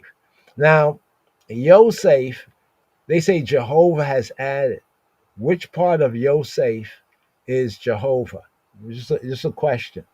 Which part of, right? More correctly in Hebrew, it's implied. The name doesn't mean Jehovah will add, it's implied because of the context, right? But actually it means adding. Let him add. Adding, let him add. May he add. So Watikra et Shemo Yosef. Lamor saying Yosef. Yosef. So I don't know if you can see this right here. This is the name Yosef, right? Let him add. Lamor saying, right? Yosef, he adding Yosef Yahweh. He adding Yahweh shall add, right? Yosef Yahweh li. He shall add to me, Yosef. So let me just go through it again so you can hear. Watikra et Shemo, Yosef. Lamor, Yosef. Yahweh li, that he will add Yosef. He will add, right? He who he be will add Yosef, Yahweh li. He will add to me Ben. He will add to me a son, a Ben, right? Ben, Bain, right? Right? A son, Acher, Acher. He will add to me a Bain Acher. He will add to me another son. So it's like Rachel was already looking forward to the future, right? She's already looking forward to the future right here. Now, I pointed out, right? And let's go to the next verse. This is where Joseph first appears, right? And it came to pass when Rachel had born Yosef, right? Adding, let him add, that Yaakov, that Jacob said to Laban, send me away that I may go to my own place and to my country. Right? You know why I think also Joseph was a favorite in that sense of Jacob, right? Why was Joseph, according to scripture, right, a favorite? It's because in the incident that happened at Shechem, remember the incident that happened at Shechem? In the incident that happened at Shechem, Joseph was obviously too young to participate. Right? He was too young to participate. In a sense, Joseph's hands, right? Joseph's hands were clean, right, of the incident that had happened. His hands was clean of that incident, right? This is also probably another reason why, he was a favorite because he was not a part of that incident. Because remember that according to the scripture, it says it came to pass after Rachel had born Joseph that Jacob said to Laban, okay, now it's time to send me away, right? So at best, right, if we add, a little more time, a couple more years, 6 more years, or whatever period of that 6 more years to come to 20 years, right? Joseph at best could not really be over 8 years. He was very, very, young in the incident. Now, here we go here because here in doing this Torah reading and feeding, we just wanted just to catch up. Hopefully in the future we'll have some of the Chaverim, the brothers, and we can kind of go over this together right here. But here, let's do this right here. So Joseph, you see Joseph, and then here's what we get right here, right? The second verse in this Torah reading and feeding. These are the generations of Yaakov. Notice something. These are the generation of Jacob. When we look at generations elsewhere of different patriarchs, we get a list of their sons and everything. But then for Jacob at Genesis chapter 37, we only get, right, Joseph.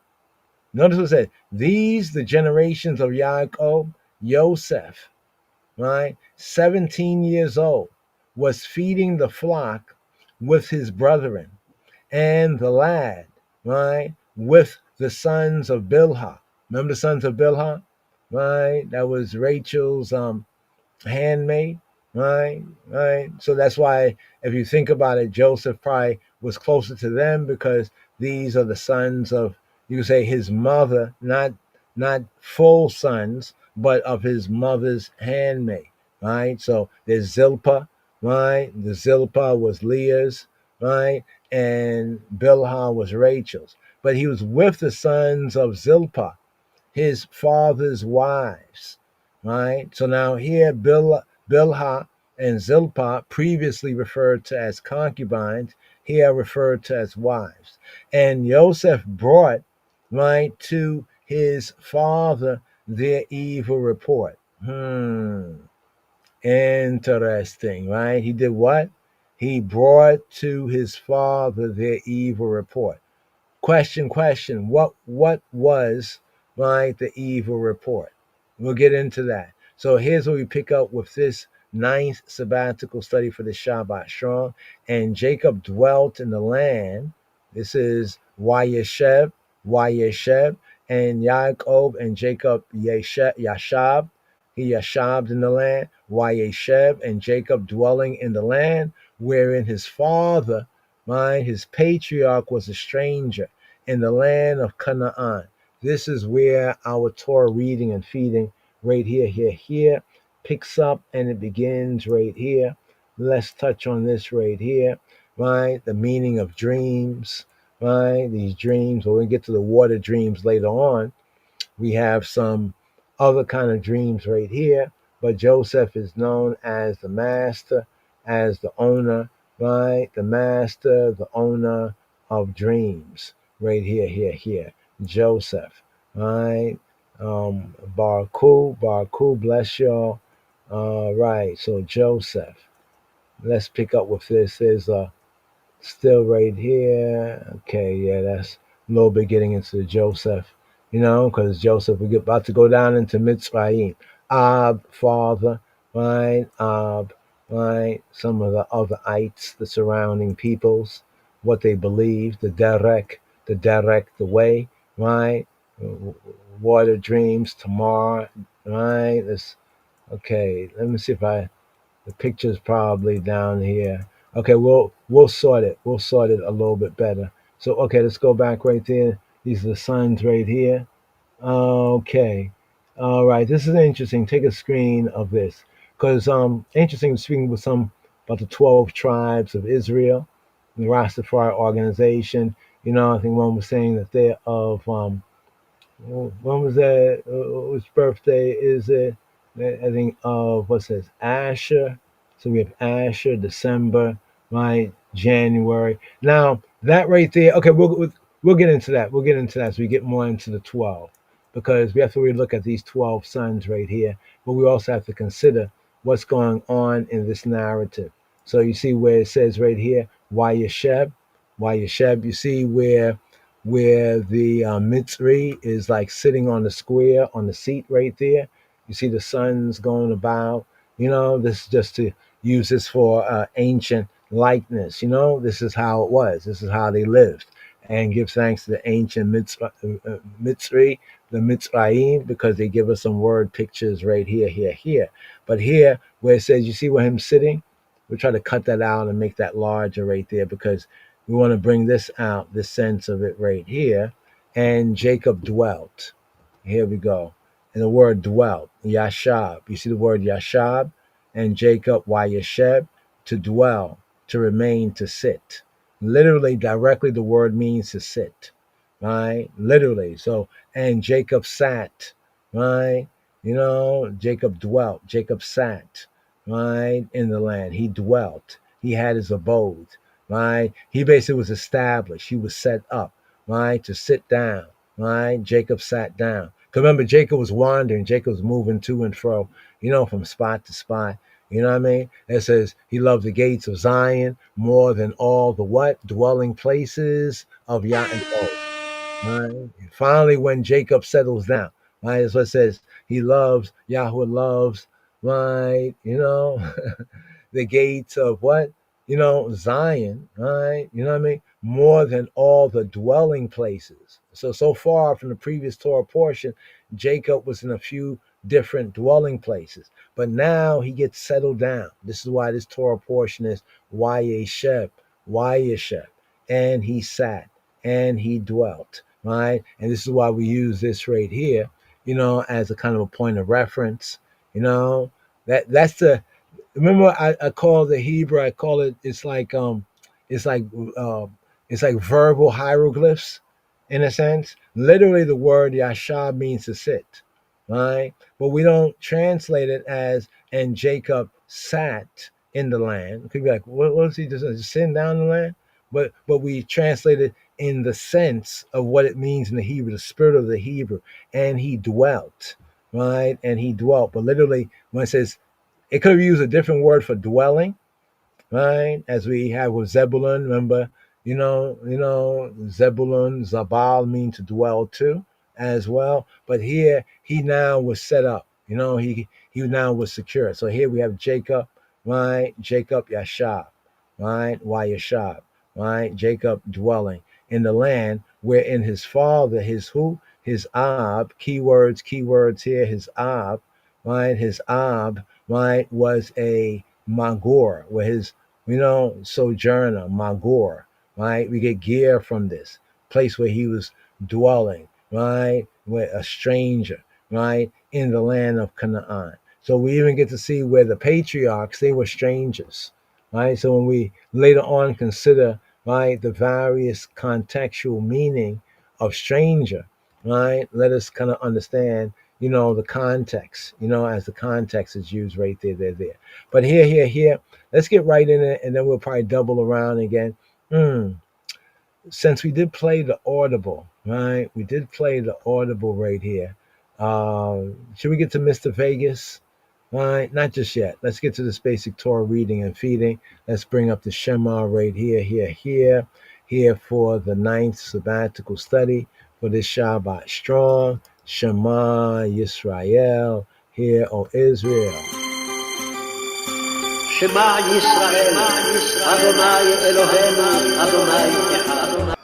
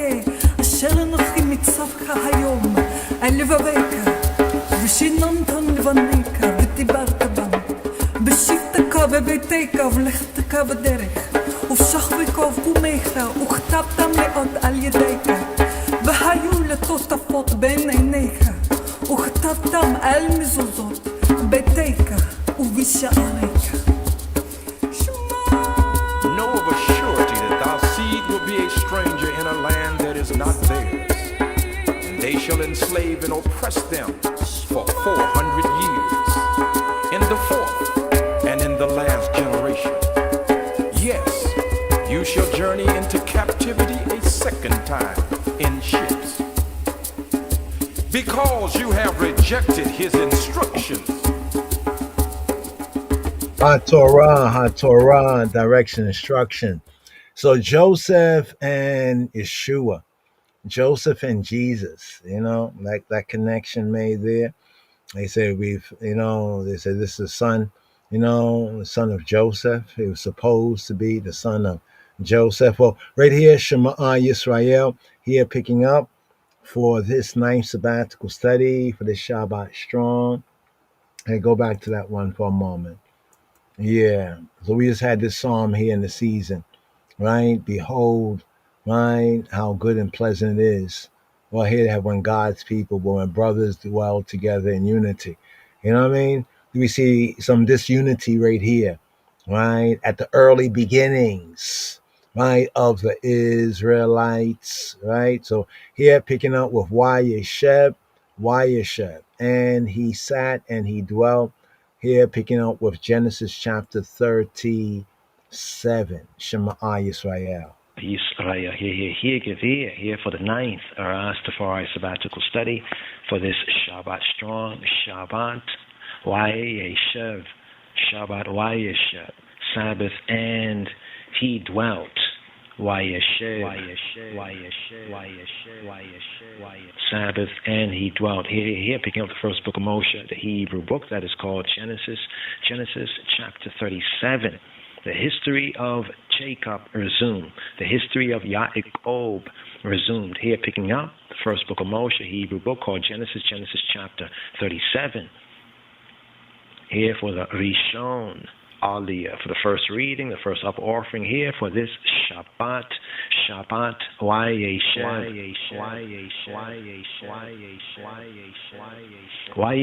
Yaakov be'aretza me gorei avio be'aretza Canaan. And Yaakov and Jacob dwelt. Wayyesheb Yaakov, and Jacob dwelt in the land. Wayyesheb Yaakov be'aretz, and Jacob dwelt in the land wherein his father was a stranger. Megorei avio, in the land of Canaan. Be'aretz Canaan. Joseph, the beloved of his father. Verse 2. These are the generations of Yaakov, of Jacob, Joseph being 17 years old, was feeding the flock with his brethren, and the lad was with the sons of Bilhah, and with the sons of Zilpah, his father's wives. And Joseph brought to Abio, his father, their evil report. Now, Israel loved Joseph. Israel loved Yosef more than all his children, because he was the son of his old age, and he made him a coat of many colors. And when his brethren saw that their father loved him more than all his brethren, they hated him and could not speak peaceably to him. And Joseph dreamed a dream, and he told it his brethren, and they hated him yet the more. And he said to them, "Hear, I pray you, this dream which I have dreamed. Vayomer eleihem, shim'u na ha'chalom hazeh asher chalamti." Here, I pray you, this dream which I have dreamed. Shim'u na ha'chalom hazeh asher chalamti. For behold, we, I and I, were binding sheaves in the field, and lo, look, my sheaf arose and also stood upright, and behold, your sheaves stood round about and made obeisance to my sheaf. Joseph hated and rejected by his brethren. Verse 8. And his brethren said to him, "Shalt thou indeed reign over us, over I and I? Or shalt thou, for I indeed, have dominion over us, over I and I?" And they hated him yet the more for his dreams and for his words. Vayomru lahu hayo ha malok maloka timloka Aleinu? Him. Ma shola tim shola banu. Why Yosifu oda shonoto Allah chelomotayo with Allah di barayo, and they hated him yet the more for his dreams and for his words, and he dreamed yet another dream, and told it his brethren, and said, Behold, hine, I have dreamed a dream more. Hine, chalamti chelom od, and behold, the sun and the moon and the 11 stars made obeisance to me, to I. With hine ha shemesha with hayayareach with achada asar kokavim mishatachewim ali. Behold, I have dreamed yet a dream, and behold, the sun and the moon and the 11 stars bow down to me, bow down to I. Hine chalamti yachlom od.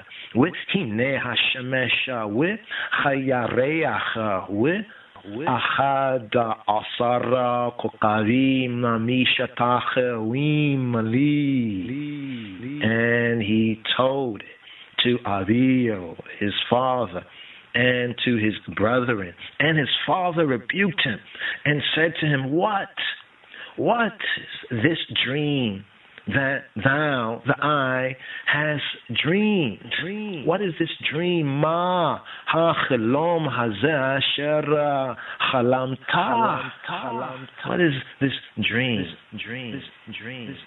that the eye has dreamed? Shall I and thy mother and thy brethren indeed come to bow down themselves to thee, to the earth? Ma ha chalom hazeh asher chalamta. Ha bo na bo hani we imeka we acheka le hishata chot.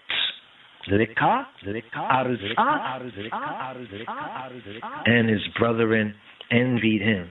But his father, Abiyo, his father observed the saying. And hear, Shema Yisrael, hear, give ear for this Shabbat, Wayyesheb, Sabbath, Wayyesheb, Sabbath. And he dwelt, and he sat, and he seated up, and he dwelt here for this ninth Rastafari sabbatical study, here for this Shabbat strong, here for the Sheni, the second Aliyah, the second up offering up, the Sheni, the second reading here for this Shabbat Wayyeshev, Sabbath. He dwelt here, picking up with Genesis chapter 37, here at verse 12 for the Sheni Aliyah. Vayelku echayo lirota oto zona bihem bishekem. And his brethren went to feed their father's flock in Shechem.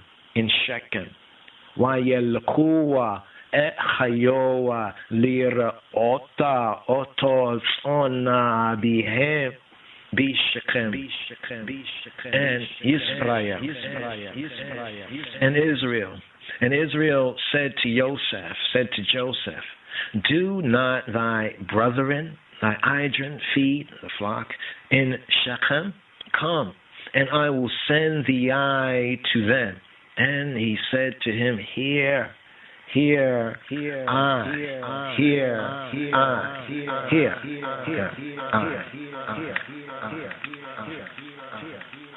And Yisrael said to Yosef, Wayomer Yisrael Yosefa, Hallo, Acheka, Ro'ima, Bishakema, Lika, Esha Lacheka, Elehem, Wayomer Laua, Hineni, here am I. And he said to him, go, I pray the eye. See whether it be well with thy brethren, and well with the flocks, and bring I word again. So he sent him out of the vale, the valley of Hebron, and he came to Shechem, Wayomer lahu, and he said to him, Lekna, go now, Lekna, Re'eya, Eta Shalom Acheka, see whether it is well, whether it is shalom with thy brethren. Lekana re'eya eta shalom acheka, with eta shalom hatzon, and well, and whether it is shalom with the flock, with eta shalom hatzon, and bring I back word. Why? Davar. So he sent him out of the vale, out of the valley of Hebron, and he came to Shechem. And a certain man found him, and behold, he was wandering in the field.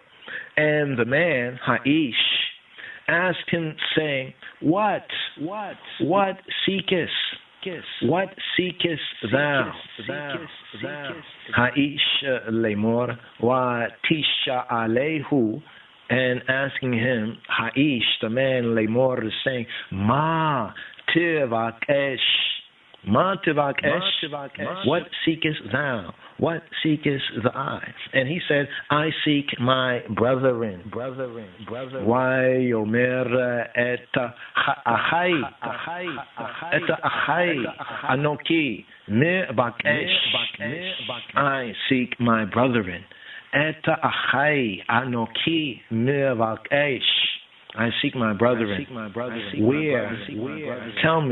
Tell I pray that where they are feeding the flock. Hagidana li efo heim ro'im.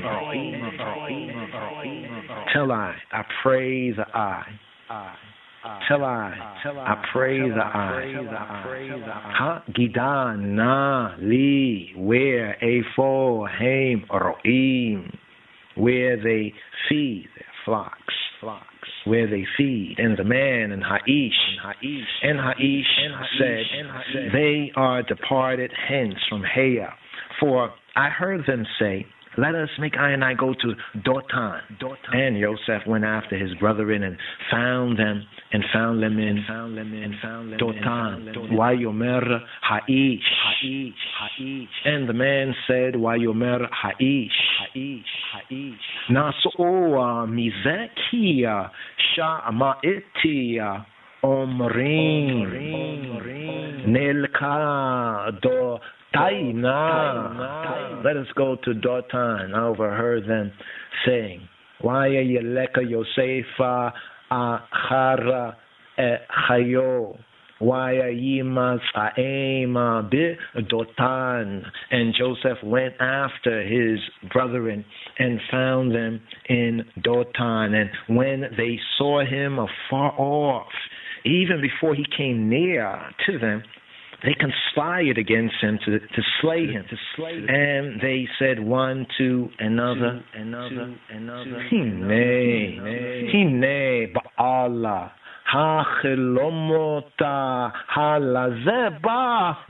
Behold, this dreamer cometh.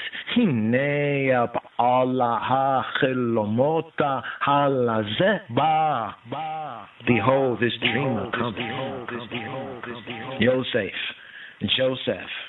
Joseph cast into the place of death. Verse 20.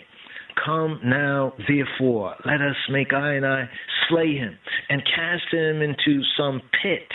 And we, I and I, will say, some evil beasts have devoured him, and I shall see what will become of his dreams. And Reuben heard, and Reuben heard, and he delivered him out of their hands, and said, let us make I not kill him. Make I not kill him. Wayomer lo nakenu nafesh. Make I not take his life. Lo nakenu nafesh. And Reuben said to them, shed no blood, but cast him into this pit that is in the wilderness, and lay no hand upon him, that he might rid him out of their hands, to deliver him to his father, to Avio, to his father again. Wayomer Eleihem Reuben ala tisha pekua dam hashe likua oto illa habur hazeh asher ba midbar with yad ala tisha lechua baua. And Reuben said to them, shed no blood. Ala tisha peku dam. Shed no blood. Ala tisha peku dam. Shed no blood. Cast him into this pit that is in the wilderness. Hasha likua otoa illa habor hazeh.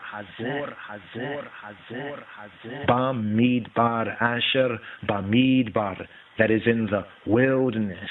But lay no hand upon him. With yad ala tisha lechu bau, that he might deliver him out of their hand, to restore him to Avio, to restore him to his father. Li'ma'ana hatzil otoa miya yadam la heshiro il Avio.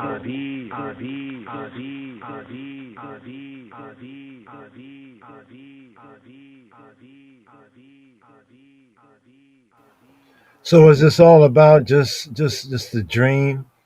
Chalom, a dream. Chalom. It was just a dream. Who had a dream? Chalom. Joseph, he had a dream, and Joseph, to our earlier point, was called here we go right here, just to bring out this point about the Baal, right? The Baal confusion. Now we touched on it earlier with the Ishi, right? The Ishi, right? The Ishi, different than the Ishi, right? Different than the Yishai. So we have Ishi, Ishi, and Yishai. But here we have, let's scroll down here. Where was it when they saw him? When they saw him. Boom,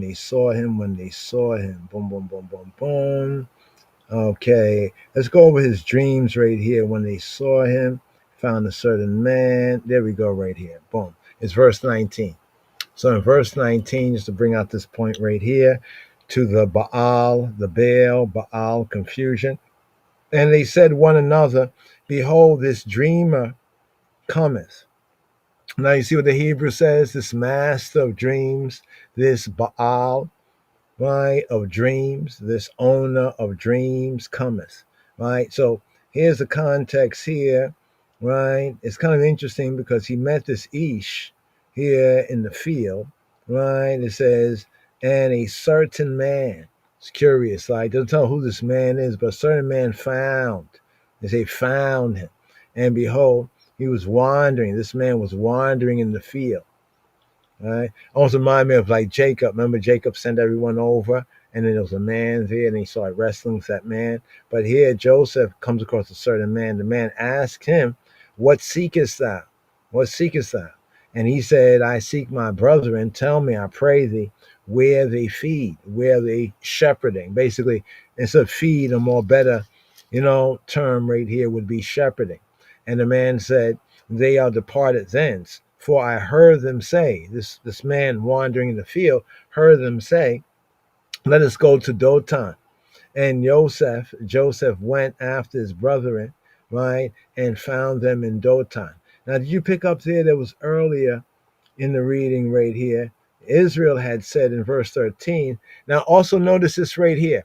Jacob, throughout the narrative, is still called Jacob, but there's certain times in the narrative, in the Torah reading here in Genesis, certain times where he's called Israel. You notice that? Right? Even here in this chapter 37 for the ninth sabbatical study, Shabbat Shalom, here it says, Israel said to Joseph. Right? Let's scroll up here. Let's go over to the top for a moment. So Jacob dwelt in the land. Okay. These are generation of Jacob. Yes. And notice in verse 3, it says now Yisrael. Why doesn't it say Jacob? It says Yisrael. This is a new name, right? The name that was given to him by the man, the God, the angel, the God man, the angel, right? Now Yisrael loved Joseph more than all his children, all his sons. Why? According to the Torah, it says because he, Joseph, the son of his old age, and he made him a coat of colors. Word many is not there. A coat of colors, a coat of like colors. Some say pieces of color, many colors, right? A coat of colors, right? Different pieces of colors, right? Get that idea right there. Pasim, right? And I notice so over here it says Israel loved Joseph, right? So it goes on right here and it speaks about their father. Right, his brethren saw that their father loved him more than all his brethren, and here their reaction to that, they hated him. So the patriarchs, those who would be the patriarchs, they hated on Joseph, right? And it says here in verse 4, they could not speak peaceably, right? Peaceably to him. You know that way there. Have that happened to you?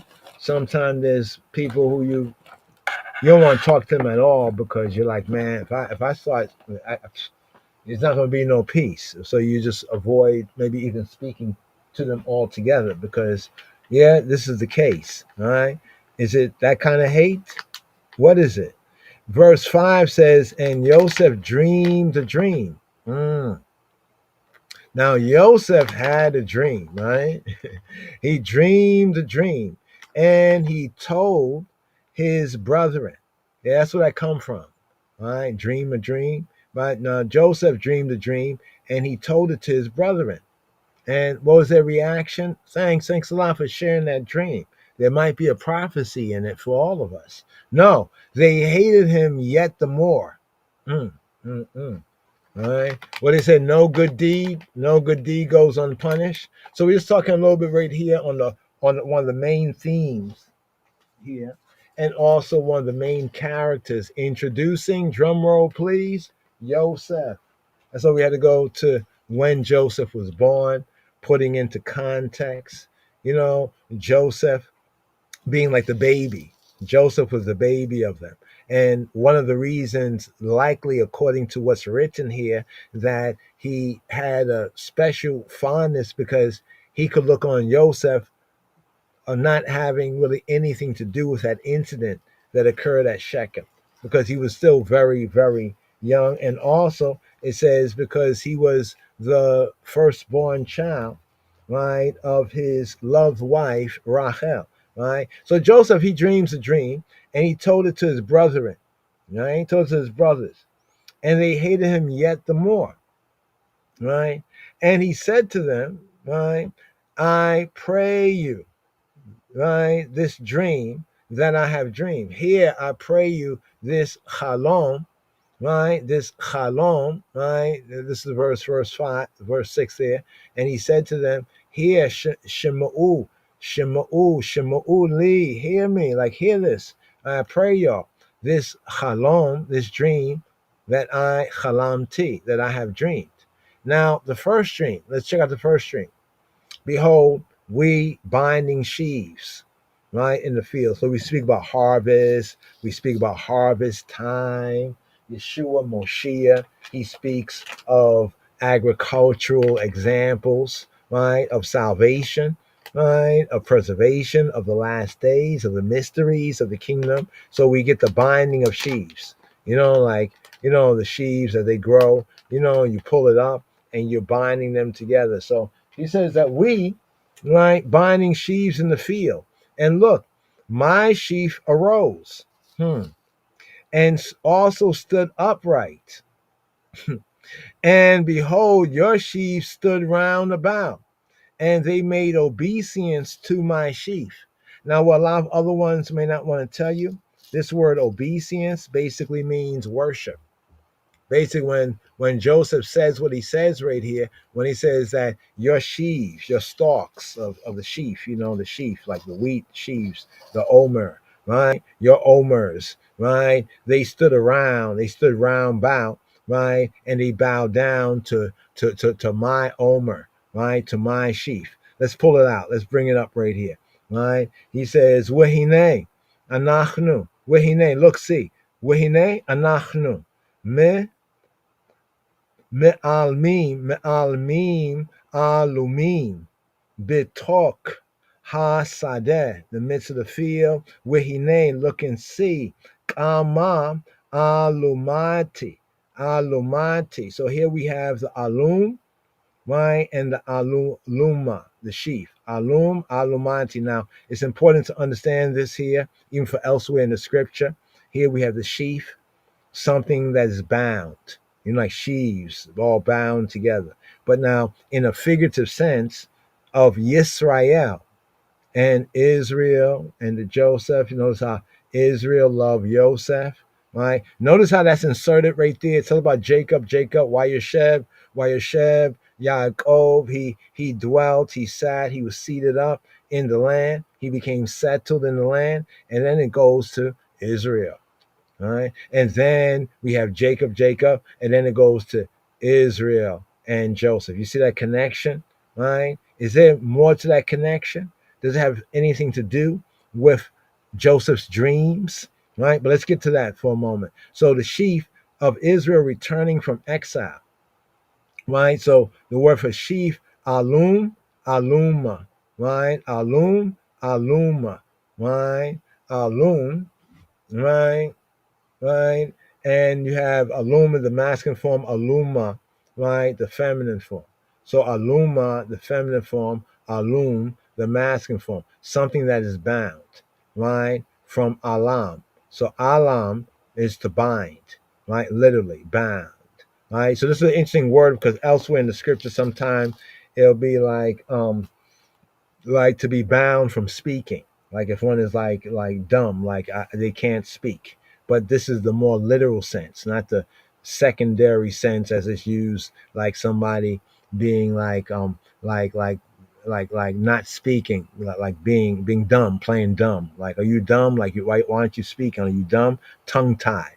So it has a literal sense of tying the sheaves together, right? And in the more secondary sense of being like tongue tied. So tying the sheaves or just not speaking, being put to silence. Just want you to over that, right? I guess his dream put them to silence here, right? So in their silence they hated. Wehine kama alumati, right? And behold, kama alumati, my sheaf rose, wegam, right? Nitzaba, right? And stood, nitzaba, and stood in a prominent position. Nitzaba, right? It took its stand. It stood upright. It took its stand. It was established. Wigam, and also nitzaba, wehine, and behold. Now notice here, he's using this word like so far 3 times. Hine. Hine is like, look, see, hine, like, look, see, here it is. Like someone telling a story and look, hine, and this happened, and behold, and look, see, here it is. This happened. Behold, look, see, right? Hine. And he says, wehine, te subeina, Lumoteken. Tisubena. So Tisubena is like to say from Sabab, they were round about. Tisubena. And your sheaves, right? They were like round about, like my sheaf, right? Your sheaves are round about. Wa and right and Tishta Chawena. And they. Now what's interesting is that in the form of the Hebrew, he's referring to their sheaves, right? Their sheaves, right, being like feminine, and they, right, and they bow because sheaves. The sheaves are like feminine to context, but it's like he's saying basically that they made obeisant. The word is shachat. It's the same word for worship, and their sheaves, right? He's saying to them, and your sheaves, basically, they worship, they prostrated, right, to my sheaf, right? Wa tisha tachawena la alumati. They prostrated to my aluma, right, to my sheaf, right here. So when it says that they made obeisance, another way of bringing it out, so you can understand maybe possibly, why maybe they hate it. You know what I'm saying? Is because he's saying that we were binding sheaves in the field, right? And my sheaf, it rose up and it stood, it took its stance in the midst, and yours were like standing all round about, right? And they stood around and they bowed down. They bowed down to my sheaf. And his brethren, right? His brothers, the Israelites, the Israelite patriarchs, they said to him, shalt thou indeed reign over us? Are you a king? Are you going to reign over us? You know, and or shalt thou indeed have dominion over us? And they hated him yet the more for his dreams. So they say a couple of key things right here. Let's bring it out in the simple text like this. Shall you malak, right? Right? Now malak is the verb, right? To become king. Are you going to reign like a king over us? Right? Or if it's not a king, shall you indeed have the mashal? Right? Shall you be a melech over us, a king or a moshel, right? Like a ruler over us, mashal. Now, what's interesting here in the Hebrew book about the word mashal, in a secondary sense, the word sound can also mean to like make parable, like parable. It has a sense like Mishle is a parable, Mishle Shlomo, the parables of Solomon. But that's another point right there. And they hated him, right? Sane, right? Made them insane, right? Sane, they were hateful. They hated him yet the more for his dreams and for his words. Check it out. Not just for his dreams. So we're just talking about the halom here, but they didn't only hate him for his dreams, but they hated him for his words. Well, what was his words again? He said, behold, we were binding sheaves in the field. Right? He's describing the dreams of his words. And lo, my sheaf arose and stood upright. And behold, your sheaves stood around about. And they made obeisance and they worshipped. And they worshiped my sheaf. That's what you're saying. They bowed down. They bowed down to my sheaf. So the brothers immediately, at least they thought they got the context, right? And his brethren said, shalt thou indeed reign over us, or indeed have dominion over us? So they hated him because of the dream, what the dream said, and also, I guess, because of how he told the dream. And notice what happens. And he dreamed yet another dream. It would say, boy, stop, right? But no, he dreamed yet another dream, right? And told it to his brethren. You would think that by this point right here in verse 9, he dreamed yet another dream, and he told it to his brethren and said, behold, look, see, I have dreamed a dream more. And behold, the sun and the moon and the 11 stars made obeisance. Now, this is one of the let me think before I say this right here. Well, yeah, this is one of the first places where we have the sun, moon, and stars. Even in the Genesis verse, it doesn't really mention sun and moon by name. It just mentions greater light and lesser light. Check that out, just greater light. right, and lesser light. But here we have sun, moon, and 11 stars. Hmm. Sounds a little like the zodiac. You say, "Oh, the zodiac, that's evil." Whoa. What's the sun, moon, and 11 stars? Is that evil too? Right? Maybe one has a bad mind. Right? Let's look at it for good mind. Here he says the sun, moon, and 11 stars. He didn't say 12. He said 11 stars are constellations. He said made obeisance to me. Shacha. He had no other. This is his words, his dream, and his word. He said it plainly.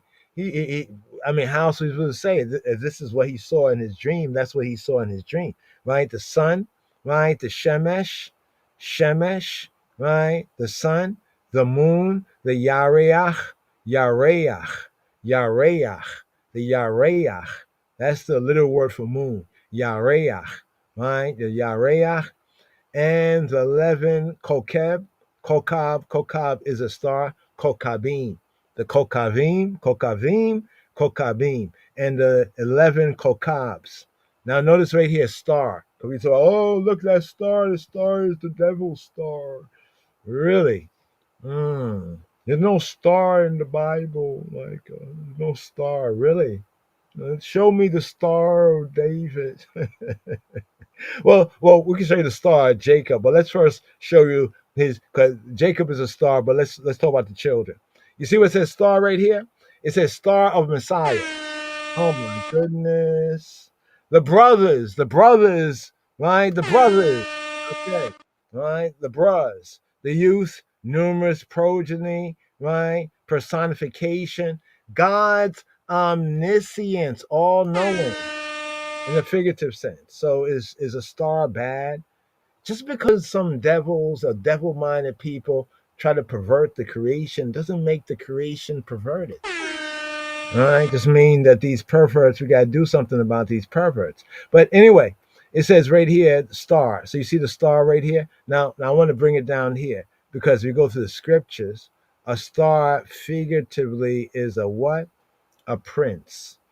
A prince, right? He created the sun, the moon, and the stars. But notice what Joseph is saying right here. He's saying the sun and moon and 11 stars.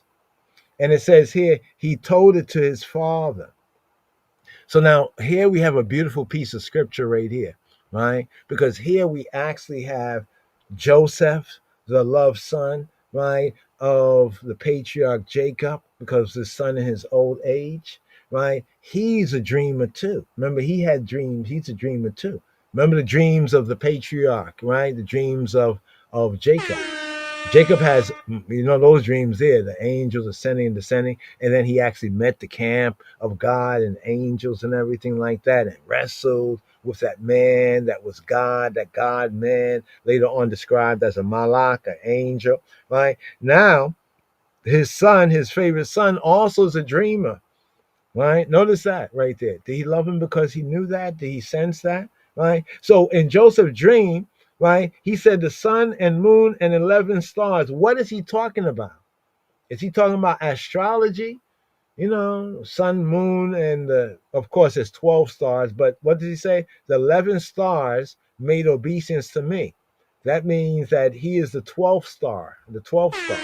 So the 12 stars, 12 tribes, sun, moon. So if we make basic connections between sun, moon, and the stars, this is not some other people's astrology or whatnot. This is what the Bible basically says right here. People say, "Oh yeah, that's astrology and that's the devil stuff." Man, they would have been like the brothers of Joseph.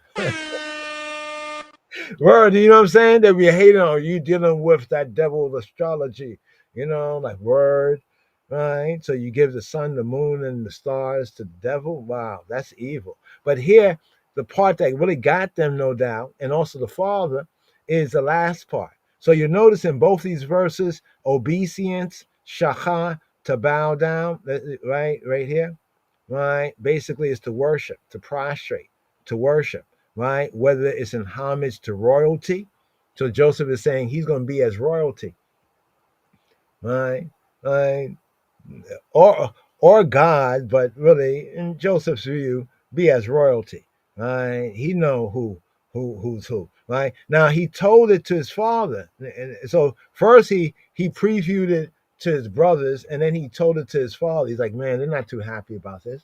I thought you'd be happy about this. Don't you know what this means? Right? And to his brethren. Right? Nobody notice what none of the brothers asked him. What does this mean? What Joseph, Jose, Joe, what does this mean? Right? Now he told it to his father and to his brethren, right? And his father did what? His father rebuked him. So Jacob rebukes Joseph, his loved son, because it was son of his old age. He ga'arred him, right?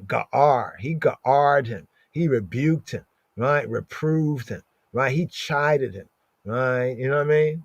Almost like to say cuss him out. Maybe not a cuss, but you know what I'm saying? He rebuked him.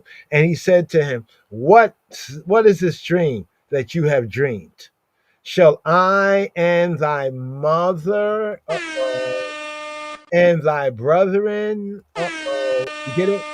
The sun, moon. So here we have Jacob interpreting, right? Giving a pre-interpretation, right, to the dream of his loved son, right? Joseph, who he right here is rebuking, right? Remember, it says he told it to his father and his brethren, and his father rebuked him and said, What is this dream that you dream? Shall I, are you saying, notice how, right, Jacob interprets the dream. I want you to pay attention to that. Between verses 9 to 10, how this dream is being interpreted. The sun. So that what it shows us here is that in some context, if we interpret rightly, right, we can see the same thing. Like when it talks about Abraham, remember Abraham, and when the sun was going down, right? When the patriarchal age is going down, when Jacob comes to his end, what happened? Right? They go down into Egypt, and then after, the patriarch passes, this is where we get, the 400 years according to Genesis, 15. You see what I'm saying? You see the connection right there, right? Now notice he says, and the moon, right? And the moon. Notice what he says furthermore. He says, Shall I and thy mother. Now, who was thy mother? Who is the mother of Joseph? It's Rachel. We touched on that in the early part of the podcast. It's Rachel. Clearly, it's Rachel, right? Rachel, it was her one, first son, and then she said Joseph, because Yahweh, Yosef, he says Yosef Yahweh, you know what I mean? Yosef Yahweh Li Ben Acher. He's going to add to me another son, and then she had Benjamin, right? And then she passed away, right? So, who is thy mother here that Jacob is talking about? It's Leah.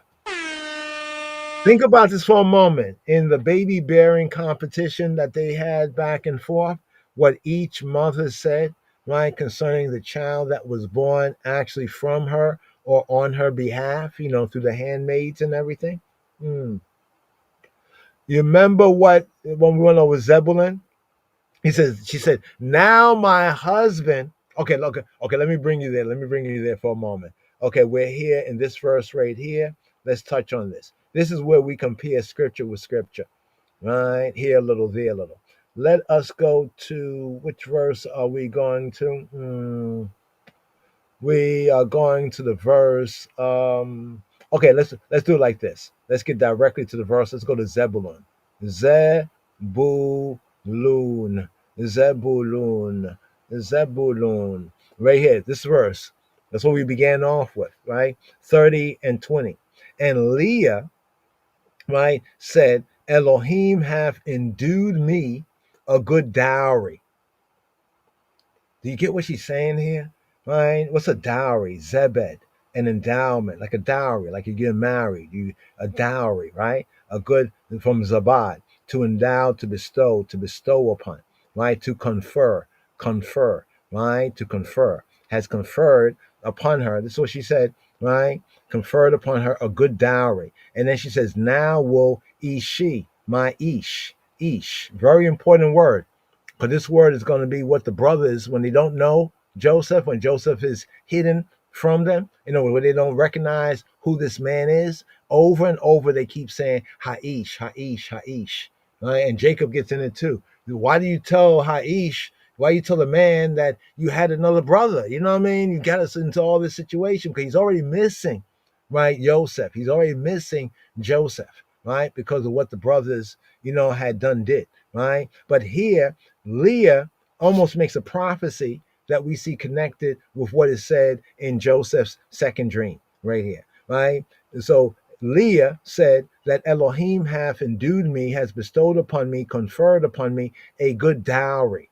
Like, dowry in the marriage, right? Now, right, where he says, hapa'am, like one time, like a beat, an occurrence, this time and now, right, will Ishi, my man, my husband, dwell. He would do what? Zabal. You remember Zabal?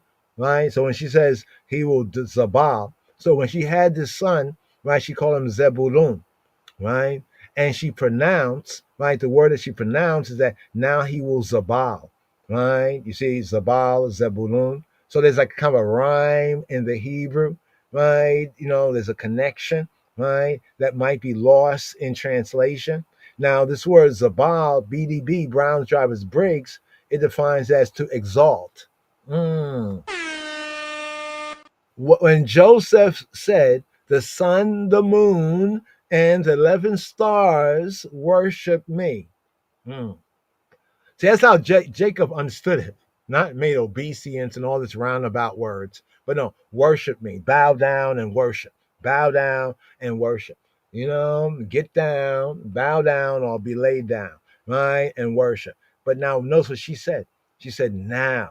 She was almost prophesizing, right? Leah, right? To exalt, to honor, right? To dwell exaltedly, right? The sun and the moon. Not the sun and the moons, because Rachel had already passed, right? But the sun and the moon. So when Jacob says, shall I and thy mother, who is thy mother? Who is thy mother there?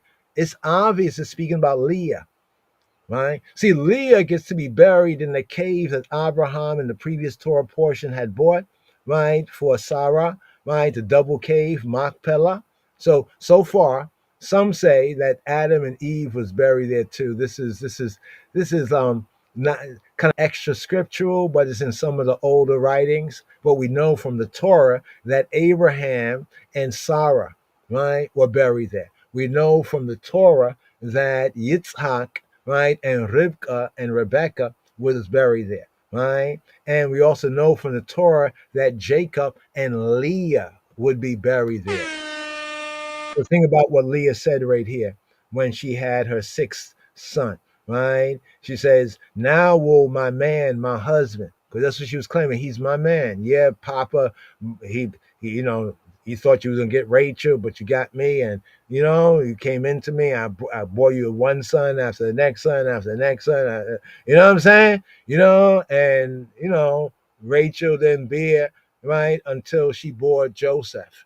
So even see the connection, right, between Joseph coming from Rachel, right, and his dream, in a sense, confirming something that Leah had said, right, in Genesis 30:2, right? Now he will dwell exaltedly with me. In other words, Jacob is the king, right?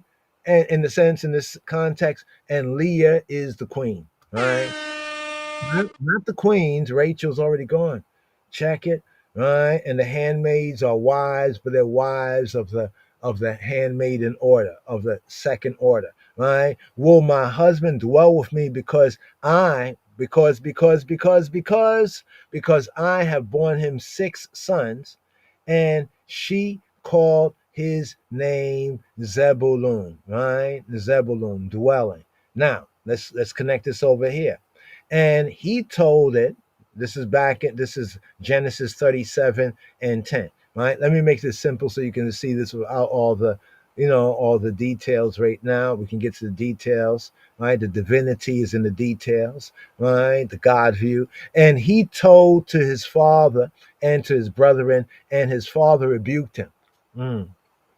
So even though Jacob loved Joseph, right? Even though he loved him, he wasn't afraid to rebuke him, right? You get that point right there?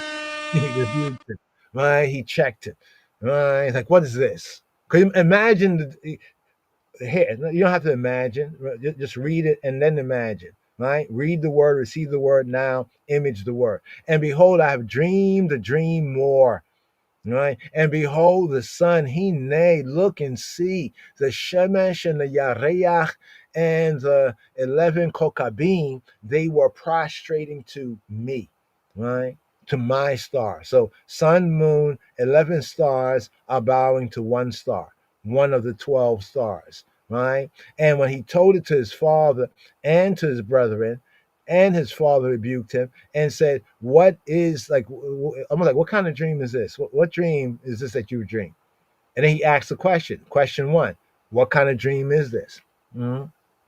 Right? A word for dream, chalom, chalom, chalom. You say like shalom, chalom, chalom, dream, right? It was just a chalom, right? Shall I and thy mother, right? Remember, Rachel is already, she's gone. She's right.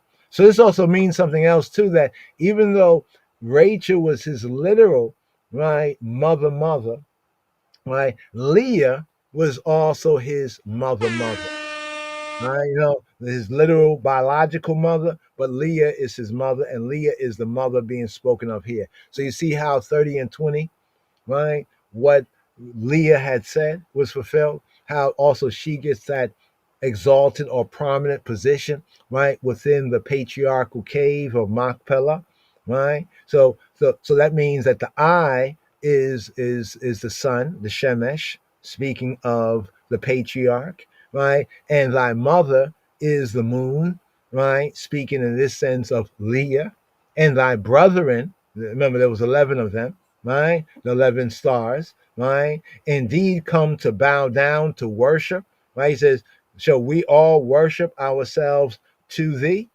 right? To the earth. Now, the ones who already understand where the Torah is going here, you already recognize, yeah, this is basically what was done, right? And what happened? And his brethren envied him. You remember how it said how Rachel had envied Leah? A lot of envy to go around, right? The brethren envied him, right? The 11 envied the one, right? But notice what it says, but, right, his father observed the saying. What does it mean that he observed? He observed the saying. He's shamar, right? Shamar, right? Like it says, shomer Shabbat, to keep, to guard, to observe the Sabbath. He kept it. He guarded it. He observed it. He watched it, right? He watched the what? He watched the bar. He watched the speech. So even though he rebuked it, like, hey, what are you saying? Are we gonna worship you? I mean, what kind of dream is this that you dream? But he thought about it and said, 'Cause remember, Jacob is a dreamer, right? Yaakov, the ladder, Jacob's ladder, the Malachim, the messenger representatives called angels, ascending, descending, the Lord at the top of the ladder, the other dreams that he had. You remember, he had these dreams. So, now which son has a dream? The rest of them, we don't know if they had any dreams. They must have dreamed, but maybe they didn't remember it upon waking. And his brethren went, right, to feed their father's flock in Shechem. You picked up on that? Wasn't Shechem the spot, right, that the 11, led by the 2, right, full brothers of Dinah, went to do that vengeance against Shechem? Remember Shechem, right?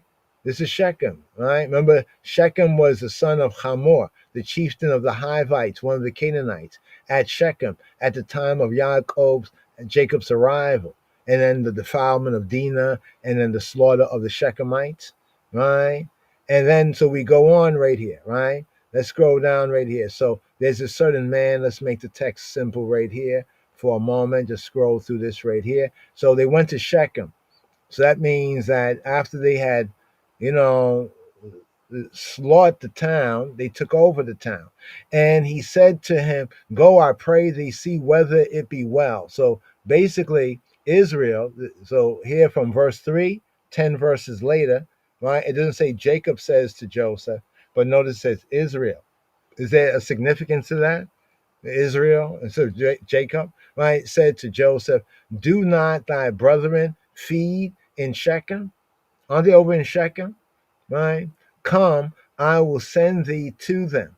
Remember, I mentioned that when Joseph, being the baby, like of the 11, he was born like well, actually, the baby of them is Benjamin, right? That was born a little after that. But I'm just saying how Joseph was very much younger than the other brothers, right? And it's likely that he didn't really participate in what happened at Shechem, right? Just as the brothers are over there feeding the flock, right? Joseph is almost like a messenger in a sense. You know what I mean? Like a intermediate. It's like in a business. It's like Jacob is the owner, right? And the brothers are like the chief employees, and Joseph is like the manager, right? So he says, do not thy brethren feed, right? Like shepherd the sheep. Don't they shepherd in Shechem? Come, right? And I will send thee to them. And he said, okay, here am I. And he said, go, I pray you, see whether it be well. In other words, whether all be shalom. So it's like, see about the peace, the shalom of your brethren, and also see about the shalom of the flocks, and bring me word again. Right? So Joseph was being sent to kind of inspect things, and to give a report. That's why, if you notice earlier in the chapter, right? Early in the chapter, verse 2, it says, these are the generation of Jacob. You would expect it would have said Reuben, Simeon, Levi, Benjamin, Levi, Judah, so forth and so on. But it says, these are the generations of Jacob, and it says Joseph. You notice that right there? Joseph. Now, how does Joseph, who is actually the 11th son that was born, how does he come to the first position, and where's the rest of the brothers? He was seven. It tells us here in verse 2 that he was 17 years old. So at this particular time, he was 17 years old, right? So we put everything into context within the narrative. We can roughly come up to an approximate of their ages. It's giving us hints of the ages, right? Was feeding the flock with his brethren, right? He was what? Feeding the flock with his brethren. And the lad, speaking about Joseph, right? 17 years old. So they must have been older than 17. Right? He was feeding the flock with his brethren, and the lad was with the sons of Bilhah and with the sons of Zilpah, his father's wife. So he was with the other, brothers, right? That was born by the stepmothers, concubine wives, right? And Joseph, but notice this here. It says, and Joseph, let me highlight this for y'all. Joseph brought to his father their evil report. Question: what's up with this evil report? Right? Then you notice something in the next verse. It says, now Israel loved Joseph more than all his children. It tells us that because he was the son of his old age. Although we know that Jacob, aka Israel, he loved Rachel too, and this was the firstborn son of Rachel as well, right? But it can also be telling us that Israel loved Joseph because Joseph, he brought to the father, he gave the father a real report of what was going on, right? He brought their bad report. In other words, he was reporting on something that wasn't going right, right? And there's some reasonings about it, but we're not going to go into it right now of what the evil report likely was, right? But what it does tell us from a plain reading, it's like, say you have a bunch of children, you have 10 of them, they're out doing what they're doing in your business, right? And one is the one that is like the manager. You say, hey, check this out. And he's letting you know, hey, some things was off, right? Will you not love to know that? Or you want, because remember how the other sons, when they do what they do to Joseph, how they kind of cover it up. They all get an agreement to cover it up. They all colluded to cover it up, right? Now, some would say, well, things went bad from what they did to the people at Shechem. Could be. right? But I don't blame Simeon and Jacob. I mean Simeon and Levi so much for that, because that was their sister. But here it says that he made him a coat of many colors, right? Why this coat of many colors? Did that distinguish him? What his role, what his service was? But anyway, Jacob, Israel sends him out on another mission. I would say Jacob, but the scripture tells us Israel, just as it told us 10 verses earlier, right? Is that telling us something here? Connect the dots, right? So he sent him out of the vale of Hebron. So Joseph, where Jacob was dwelling, is connected with the valley of Hebron, right? Remember David, David and Judah and Hebron. David reigned in Hebron for 7 years, right, as king. Well, he was really king of Israel, but only the tribe of Judah acknowledged David's kingship, right? And he ruled from Hebron. And after 7 years, the other tribes came and they bent the knee. It's almost like a Joseph thing. They didn't want to bend, they didn't want to bow, right? In the sense of worship, that this David is Yahweh's king, right? They didn't want to acknowledge that, but later on they did. But Hebron is important, just for you to link the Hebron. And he came to Shechem, right? So he came to Shechem, right? But he came to Shechem and he didn't see nobody there. So notice this too. Jacob thought that his sons were shepherding the sheep in Shechem, right? But it's obvious that they were not shepherding the sheep in Shechem, right? They might have come back and said, yeah, we was in Shechem, but it's obvious when Joseph reached there, he's looking around, I don't see none of them, right? And then he find a certain man found him, right, wandering in the field, right? And he asked him, what do you seek? He said, I seek my brethren. Tell me where they feed, where they shepherd. And the man said, notice the man, right, this unnamed man said, they are departed thence from there, right? Hence from here. They were there, but they kept it moving. For I heard them say, let us go to Dothan. And Joseph went after his brethren and found them in Dothan. Is Dothan significant? This place, Dothan. Why Dothan? What's up with Dothan? What's in the name? Dothan, here they have it as two wells, right? Two wells. You remember the woman at the well? No, anyway. Yeah, there's a woman at the well, right? And they said, oh, this is Jacob's well, right? Dothan. It doesn't go into much detail of it right here, but we'll do our best as we come back to this right here. But here it says, and when they saw him afar off, right? So they saw him from a distance, right? They saw him afar off.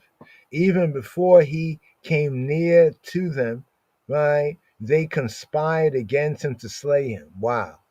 You talk about this hate. So the hate now had gotten so bad, they were thinking to kill, right? To kill their own brother, to kill Joseph, right? And here's the part right here. And they said one to another, behold, this dreamer cometh. That's not what the Hebrew says. The Hebrew says master of dreams. The Hebrew says, let's bring out the Hebrew here for you. The Hebrew says, Wayomru, Wa and Yomru. They said, Wayomru. And they said, Wayomru, Ish il Achio. Ish il Achiv, man to his brother. Ish, man, right, il, to, right, not el, but il, right, Achio. Achio, said to his ach, said to his brother, right, Hine, look and see who, look and see. Baal, right, Baal, is Joseph Baal? What does Baal mean? Earlier part of the podcast, we broke that down, that in the Hebraic, the basic sense, it means husband, master, owner.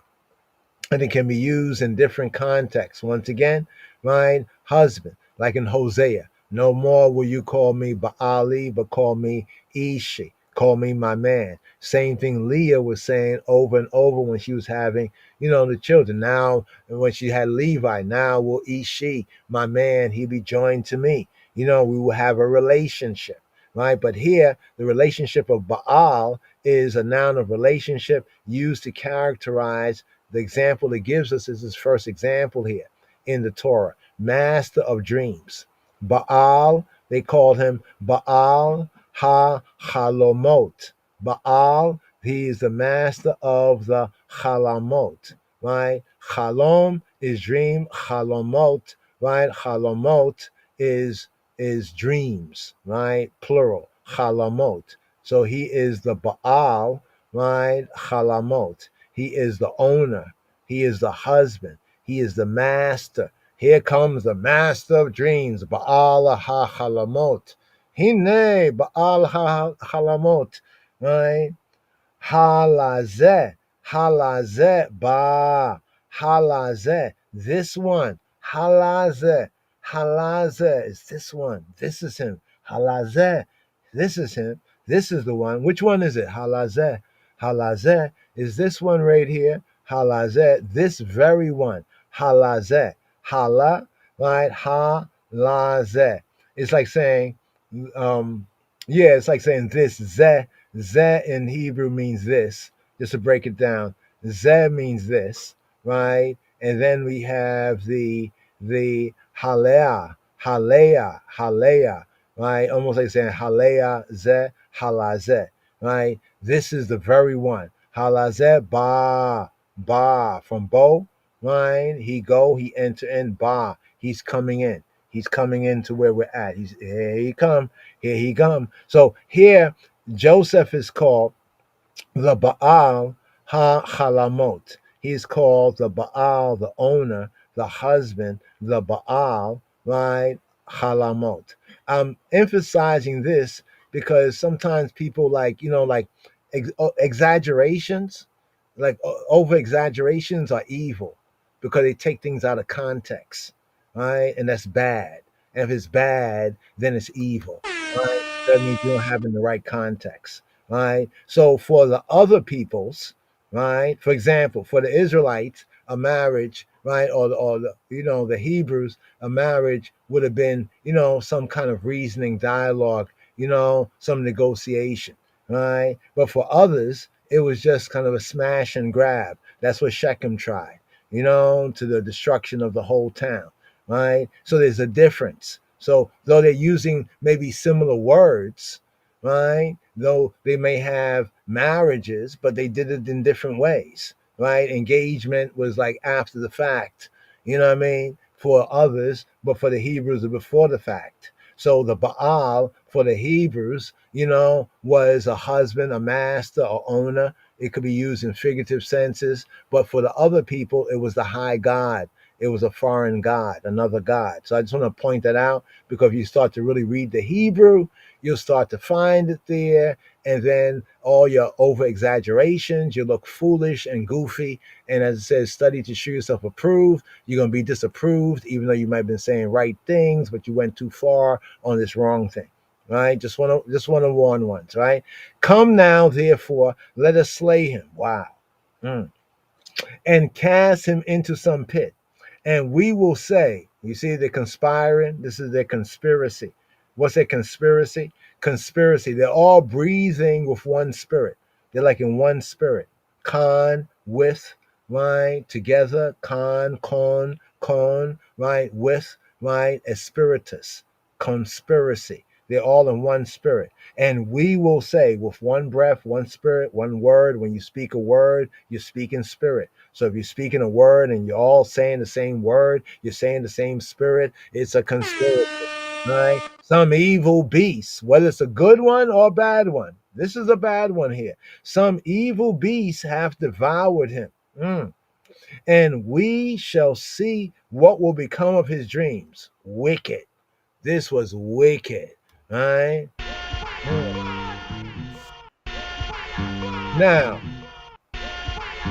Now notice the one who had the most to lose was Joseph becoming like the firstborn. Joseph already came to the firstborn position. We have that in verse 3, where in verse 3 it says, these are the generations of Jacob, Joseph. These are the generations of Jacob, Joseph, right? But Joseph wasn't the firstborn. Who was the firstborn? Reuben. So Reuben he heard what they was conspiring, right? And he delivered him out of their hands. And he said he put himself in the position. Remember, Reuben was the oldest. He's the oldest of the brothers because he's the firstborn of the brothers, so therefore he must be the oldest of the brothers. He put himself, he interpositioned himself. No, no, no, no, no, no, no, no, no. I'm like, we're gonna kill this dude. Right? We're gonna kill this guy. We're gonna kill our brother. And he stood in the way. He was like, yo, yo, yo, yo, let us not kill him. Right? And Reuben said to them, right, shed no blood. Let's not shed no blood. Right? Cast him into this pit that is in the wilderness, and lay no hand upon him. Right? And it tells us here in verse 22, Reuben's intent was that he might rid him out of their hands. He said, well, let me have them do this. This will satisfy them right now, and I'll find a way to, the brothers are really angry. They're really murderous right now. I'm going to find a way to deliver him, right, to dad. I'm going to bring him back to Abba again, right? And it came to pass when Joseph was come to his brethren, right, that they stripped Joseph out of his coat. Oh, it's that coat, right? That coat was the problem, right? That coat is the problem right there. Stripped him out of his coat, the coat of many colors that was on him, right? Or the coat of many pieces, right? Almost like it seemed like it described some sort of a patchwork. And they took him and cast him into the pit, and the pit was empty, right? No water in it, right? Pits like that are very dangerous places because there's usually like snakes and scorpions and other kind of dangerous insects. An animal could jump down there, or if you leave somebody down, like what the Israelites had did to what they did to the prophet Jeremiah before the Ethiopian, right before the Ethiopian Ebed Melech, right, had rescued him out of the pit. He was in this pit and there was water. Water was coming out. Imagine you're in a pit. You can't reach the top. You can't climb the walls. The walls are too smooth. Remember, it's a pit that had water in it. So water makes the stone smooth. So you really can't climb the walls. There's water there. Imagine it starts raining and stuff like that. You get the idea, right? So there was no water in it, right? And they sat down to eat bread. Chan. Right? This is the brothers, right? The brothers sat down to eat bread, right? And they lifted up their eyes and they looked. And look, a company of Ishmaelites came from Gilead with their camels, bearing spicery and balm and myrrh, going to carry it down to Mizraim, So you know what we're headed here in this Torah reading and feeding? We're headed to Mizraim, right? To Mitzrayim. And now Yehuda, no doubt, taking a lead, right, from the natural firstborn Reuben. Judah later on will become, you could say, after Joseph, Judah, in a sense, he's kind of like the firstborn right here amongst the other brothers, the 11, right? But literally, Reuben, the eldest, he stood up. And then now we have Judah, Yehuda, right, said to his brethren, what profit? Check out the word that Judah said. What profit? Right? He didn't say what good. He said what? Okay, let's bring it out right here for y'all. Right? What profit? What does he mean by profit? Betzah. What betzah? What profit? You see right there? You see right there? You see right there? What profit? What unjust gain? Betzah. Betzah in Hebrew often has a sense of it's like gain, it's profit, but uses profit acquired by violence or in some unrighteous or unjust way, right? What profit, right? What profit, what plunder, what gain. This word betzah elsewhere is often translated as covetousness, like dishonest gain. It's like in the Bible, talk about some preach the gospel for filthy lucre, for money. The prosperity pimps and bastards, the prosperity bastards that bastardize the gospel. You know what I mean? Hata, more fire. For plunder, gain, covetousness, gain, lucre, like filthy lucre for profit. So what did Judah say? Judah said, what profit, right, if we slay our brother? So on one level, it's like, yeah, that's good. Yeah, Judah, you stood up. But wait, you said ma betzah? You said ma betzah. You said what unjust gain, what profit? Eh, you see the condition of the brothers at this point right here, right? I guess it's adolescence. This is young. You well, not actually. If he's 17, they must be somewhere in their 20s, right? If we slay our brother and conceal, and do what? And conceal his blood. Mm. He says he has an alternative, right? I guess he's going to keep his brother alive, right? But doesn't want to kill him. But notice that Judah had to appeal, right, to the mentality of the brothers. Remember, they hated, they envied Joseph, they hated on him. So we have envy to hatred to now one to slay. It's like when Paul talk about sin, the stages of sin. Like he puts it in conception, right? It goes from the seed to different levels of conception to becomes like it gets birthed. Now here their sin is being birthed out from their envy to their hatred to their murder lust, their bloodlust. Come, let us sell. So now Judah proposes sell. Judah, the father of the Jews, Yehuda, right, proposes makar, a sale, right? Let's sell him, right, to the Ishmaelites, because the Ishmaelites, they're like family, they're cousins, they're like distant cousins. Let's sell them to our distant cousins right here, and let not our hand, don't let our hand, right, be upon them, right? It's almost like other hands be upon them, but don't let our hand. And he now appeals on behalf of brotherhood. He says, "For he is our brother. He is our ach. He's our ach. He's our ach.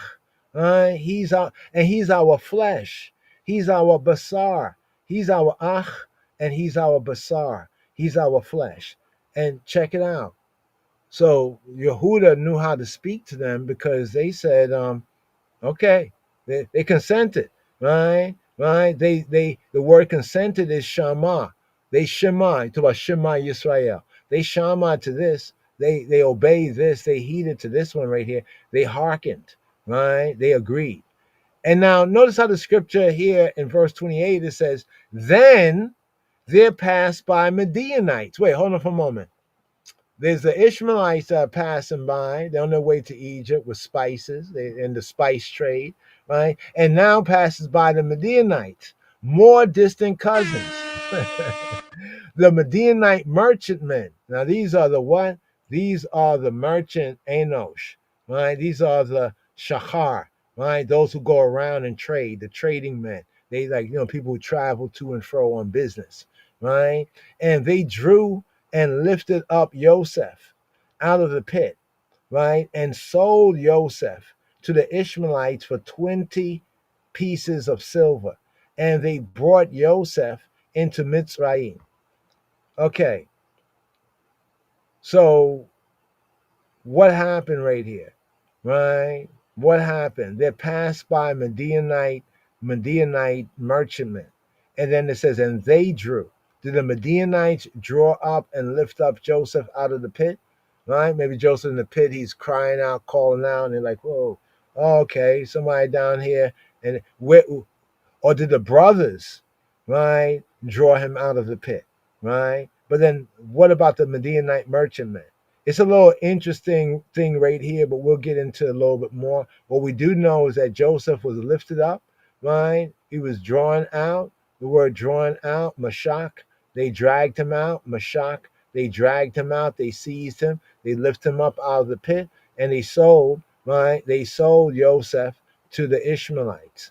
So did the brothers of Joseph do as Judah said, right? Sold them to the Ishmaelites for 20 pieces of silver, and they brought Joseph to Egypt. Now notice something here, that Reuben returned to the pit. So could it be that they had agreed, on what to do, and then they were still shepherding their sheep, in the flock, and they kept moving around? But somehow Reuben must have not seen the transaction that had gone on, because it says Reuben returned to the pit, and behold, Joseph was not in the pit, and he rent his clothes, right? And he returned to his brethren and said, the child, notice here the Yeled, the child, right? Yeled is like Yeled is like the boy, right? The child, the boy, the lad, the boy, right? Is 9. And I, whither shall I go?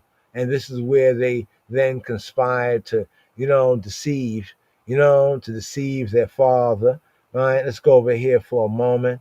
Okay, here, let's see if we can just let's refresh this right here. Refresh this. Give me one moment. Okay, we had to refresh. We had to update the meme right here. So we updated this right here. Okay, let's go to this right here. This is our Torah reading and feeding. Chan said late night, early morning Torah study. Right. Let's click on this right here. Give it a moment to open up. The ninth. There we go. Right here. So here we go. This Torah reading and feeding. The ninth one. Wayyesheb RSS9.2. Picking up with Genesis chapter 37, right? Verse 1, right? 37, 38, 39, 40. So we have 4 chapters here. So the first reading, right? 37, 1 to 11. The second reading, Genesis 37, 12 to 22. So over here, we went a little past that, right? So we're going into the next day's reading right here. But here we sealed up with this particular verse right here, where Reuben, right? Reuben tried to do a good deed. Let's point it out. In spite of him going up to the father's bed and losing his firstborn, his firstborn standing, he still, as the eldest, according to what's written, thought to do a good deed. We get the third reading coming up for the third day, right? Verses 23 to 36. We just touched on a part of that right there, right? The fourth reading, chapter 38. The fifth reading, Genesis chapter 39, 1 to 6. The sixth reading, Genesis chapter 39, 7 to 23. And the seventh reading is Genesis chapter 40. We have the prophets reading, Haftarah, Amos chapter 2, verse 6 to chapter 3, verse 8. Right? Chapter 3, verse 8. Right? Get the New Testament reading, Matthew chapter 1, focus verses 1 to 6, focus verses 16 to 25. So Joseph's dreams of greatness, right? Joseph is sold by his brothers. This is where we kind of leave off right here, but we're going to pick up with Judah, Yehuda. So we get Judah also speaking and stepping forward. Judah proposed, instead of slaying him, what profit? We're not going to get anything out of it, but if we sell him, we'll get something out of it. And they got something out of it. So here's where we see Joseph as a kind of a foreshadowing, right, of Yeshua HaNotzri, of HaMoshiach in the Brit Chadasha as well. And so 20 pieces, we get Moshiach, right? And notice in the New Testament, we don't get Judah, but we get Judah Ish Keriot. We get Judah, the Ish, the man Keriot. Ish, remember Ish Keriot or Iscariot, right? In the New Testament, the 30 pieces of silver. And then we get Judah here is the one that proposed. Instead of killing him, what profit, what ma'betzah, what profit can we get from this? You know what I mean? We're going to sell him. Right, so here we get Judah's story, Judah and Tamar in chapter 38. In chapter 39, Joseph now in Mitzrayim and Potiphar's wife. And then in chapter 40, we get the dreams, right? The dreams of the 2 prisoners. The dreams of the 2 prisoners, I think it's the butler and the baker. No, it's not the butler, but actually the cupbearer, the butler / cupbearer and the baker. Remember the movie The Butler? Yeah, that was interesting, wasn't it? The prophet's reading in Amos, the prophet, judgment on Yisrael and Yisrael's guilt and punishment. So usually the prophet's reading, it reflects some theme, some main theme of the Torah reading. And it's for us to make that connection. So what's the main connection of the prophet's reading in Amos? Well, the main theme in Amos chapter 2, verse 6 is judgment on Yisrael. So here we can almost put Joseph apart, right? Joseph is apart from his 11, right? The 11 will be Israel, and we can see even the roots. How did it begin? What were they like when they were little boys? You know what I'm saying?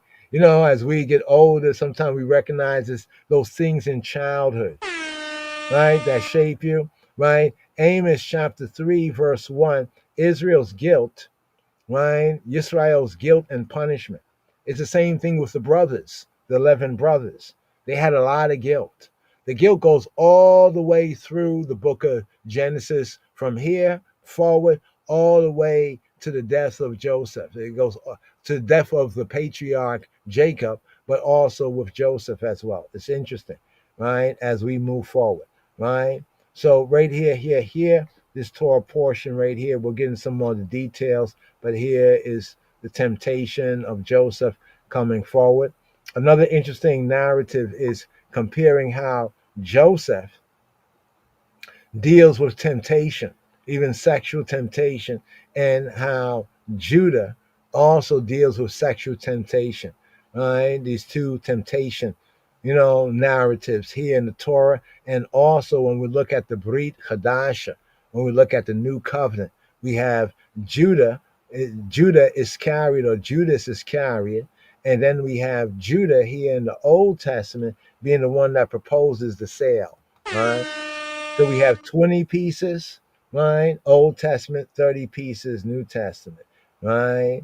And we get Joseph, right? And then we get Yeshua HaNotzri, who is called and supposed to be the son of Joseph. If a person, some even say the Moshiach ben Yosef, the Messiah, son of Joseph, if a person falls prey to sexual temptation, he should immediately confess his sin, renounce it, and start over. He should say to himself, I will begin again, by Mashiach, in Messiah. I am a new creature, a new creation. I will start over right now, cleansed of chet, of sin, right? A new creature, Bashem Yeshua, in the name of Yeshua, who removes my sin. Even if one needs to do this several times, right? Word, sound, power. A person should never give up the fight, right? Get up, stand up, right? Stand up for what's true and right in the messianic way. Never give up the spiritual fight. Though you may stumble, right? Never give up the fight. Right, get up, pick it up. So here to pick up on a particular theme is the temptation, right, of Joseph, right, temptation of Joseph, right, and what we can learn from that there. Anyway, brothers and sisters, just a kind of little reasoning, right, just connecting some inspired themes right here, right here. But here we do have a psalm, just briefly right here, a psalm. We have Psalm 74, right? The 74th Psalm, right? And it's themed the national lamentation. Lachlom, to dream. Lachlom,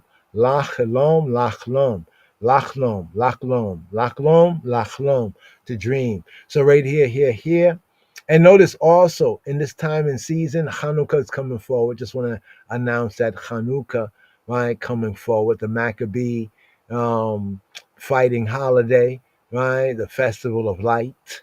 You know what I mean? Here in the darkest time of the year, right? And notice in these winter moons right here is often a time of longer nights and shorter days. And in time of longer nights, right, and shorter days. Oh, I love this one here, because here they have the real menorah in that sense. They have, there's the Chanukiah, but that's a latter day, right? It's obvious if the oil did last, the oil for one day did last, if it did last for 8 days, it's obvious that they was not using the Chanukiah then, right? Because then that means they would had to know that it's going to happen, and therefore they would change up the menorah. But they was using the seven branch, right? So Chag, Chanukah, Sameach, that's coming forward, right? So we light the light, right? And keep the light lit even in the darkest time, right? Both the darkest time of the year, right? Naturally speaking, right? Also the darkest time of experience, right? We get the dark experiences right here. But also we notice that in the time when there's longer nights are usually, right, more conducive, to dreams, to sleeping, resting, and to dreaming. Just those connections, both with the Torah narrative and also as we're going down in the season, right? Notice that the Israelites are also going down to Mitzrayim, right, as well. But be that as it may that as it be, right? We have a psalm right here, Psalm 74, and Psalm 74, verse 14. We have Ethiopia, right? But right here. Psalm 74. O God, why hast thou cast us off forever? Why doth thine anger smoke against the sheep of thy pasture? Remember thy congregation, which thou hast purchased of old, the rod of thine inheritance, which thou hast redeemed, this Mount Zion, wherein thou hast dwelt. Lift up thy feet unto the perpetual desolations, even all that the enemy hath done wickedly in the sanctuary. Thine enemies roar in the midst of thy congregations. They set up their ensigns for signs. A man was famous according as he had lifted up axes upon the thick trees. But now they break down the carved work thereof at once with axes and hammers. They have cast fire into thy sanctuary. They have defiled by casting down the dwelling place of thy name to the ground. They said in their hearts, let us destroy them together.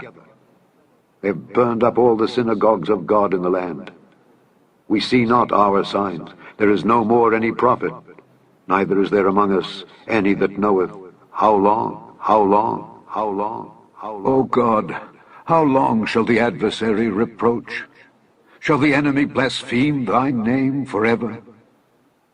Why withdrawest thou thy hand, even thy right hand? Pluck it out of thy bosom.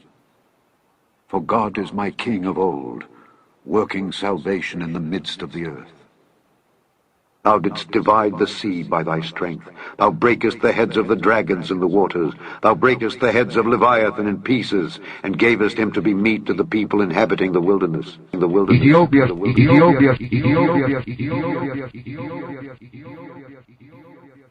Thou didst cleave the fountain in the flood. Thou driedst up mighty rivers.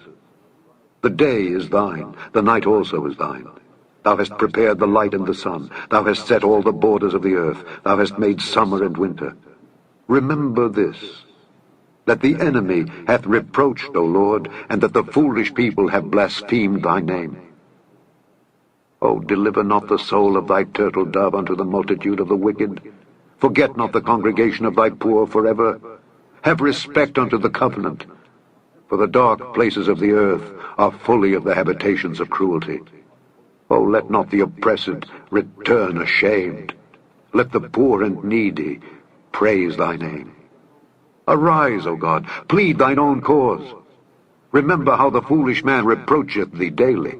Forget not the voice of thine enemies. The tumult of those that rise up against thee increaseth continually, continually, continually, continually, continually, continually, continually, continually, continually, continually, continually, continually, continually. So here, the psalm in the season. Very, very interesting. Very, very interesting, those verses. It's a good thing we went through the Torah, kind of some of the detail of the Torah reading and feeding for the continuity from the previous, right? From the previous Torah reading and feedings. And here, bringing it to Joseph, even the Joseph connection from the birth of Joseph, right? But here in Psalm 74, it's interesting. It really resonates with this Torah reading and feeding. There's a couple of highlight verses we'd like to, make mention of. Just go over and make mention of right here. We're going to talk about the turtle dove, right? It's about the delivery of turtle dove. Which verse was that right there? Kind of remind me of Joseph. Joseph right there. Boom. Here's verse 19. Right here we go right here. Oh, deliver not. Here we go right here. Deliver not. Oh, deliver not the soul of thy turtle dove to the multitude. Now, of the wicked, the words in italicizations are not there in the Hebrew. Here we're in Psalm 74, right? Daily psalm here in the season, psalm corresponding here in the season for the second day, right? The second day of this Shabua for Wayyesheb, the ninth sabbatical study concerning Jacob and concerning Yosef and Joseph.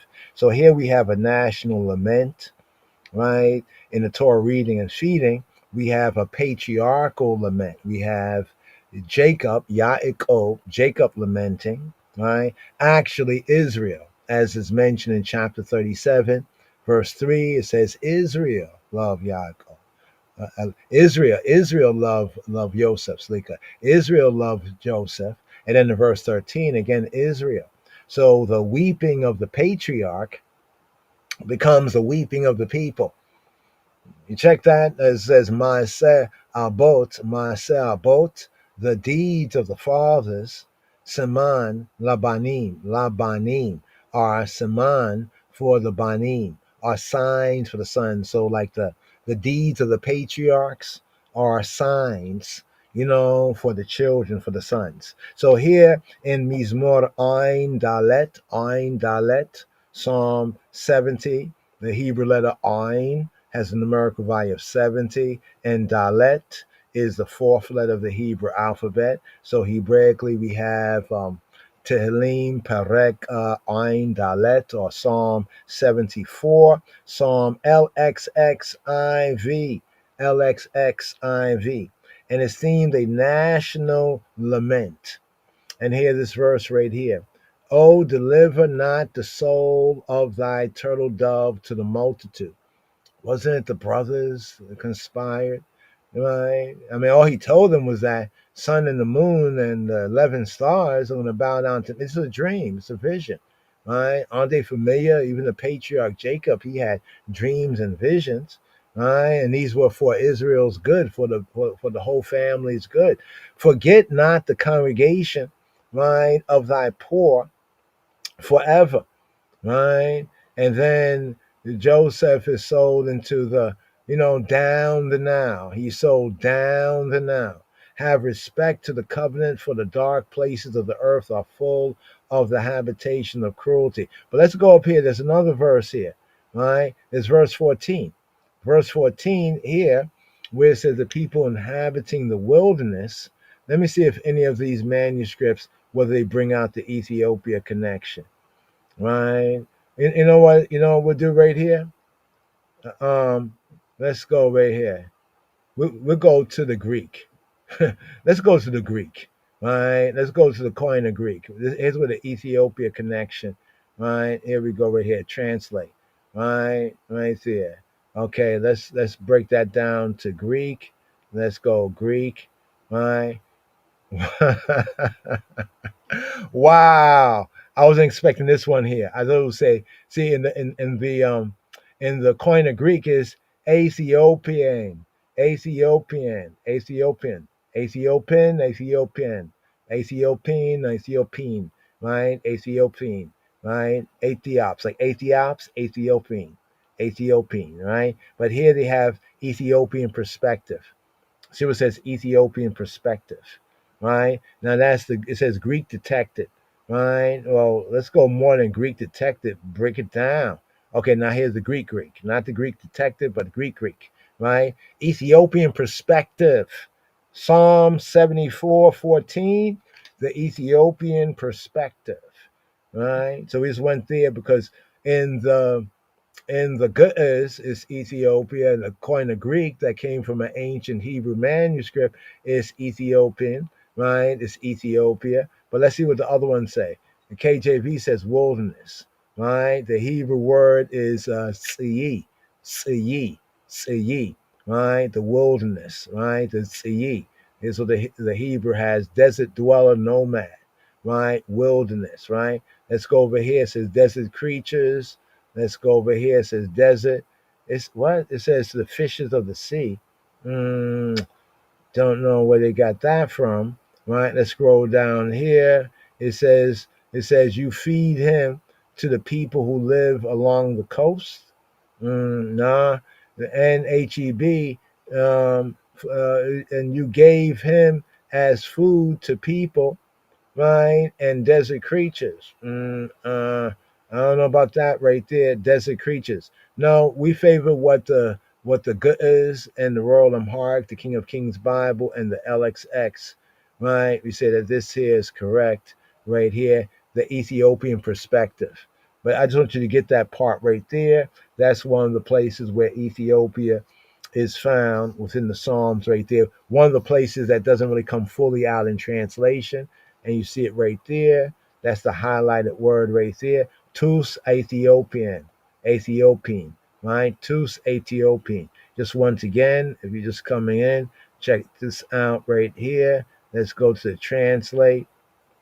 Now there goes. Now here the Ethiopian, the other one that we did, it had the like Greek diacritical marks on it. That's why I came out to Ethiopian perspective, I guess. But here it says Ethiopian, Ethiopian, Ethiopian, Ethiopian. Right. So here, so this means that right in the earlier Hebrew translation. Thou breakest the heads of Leviathan in pieces and gave him, right, to be food to the people inhabiting the wilderness.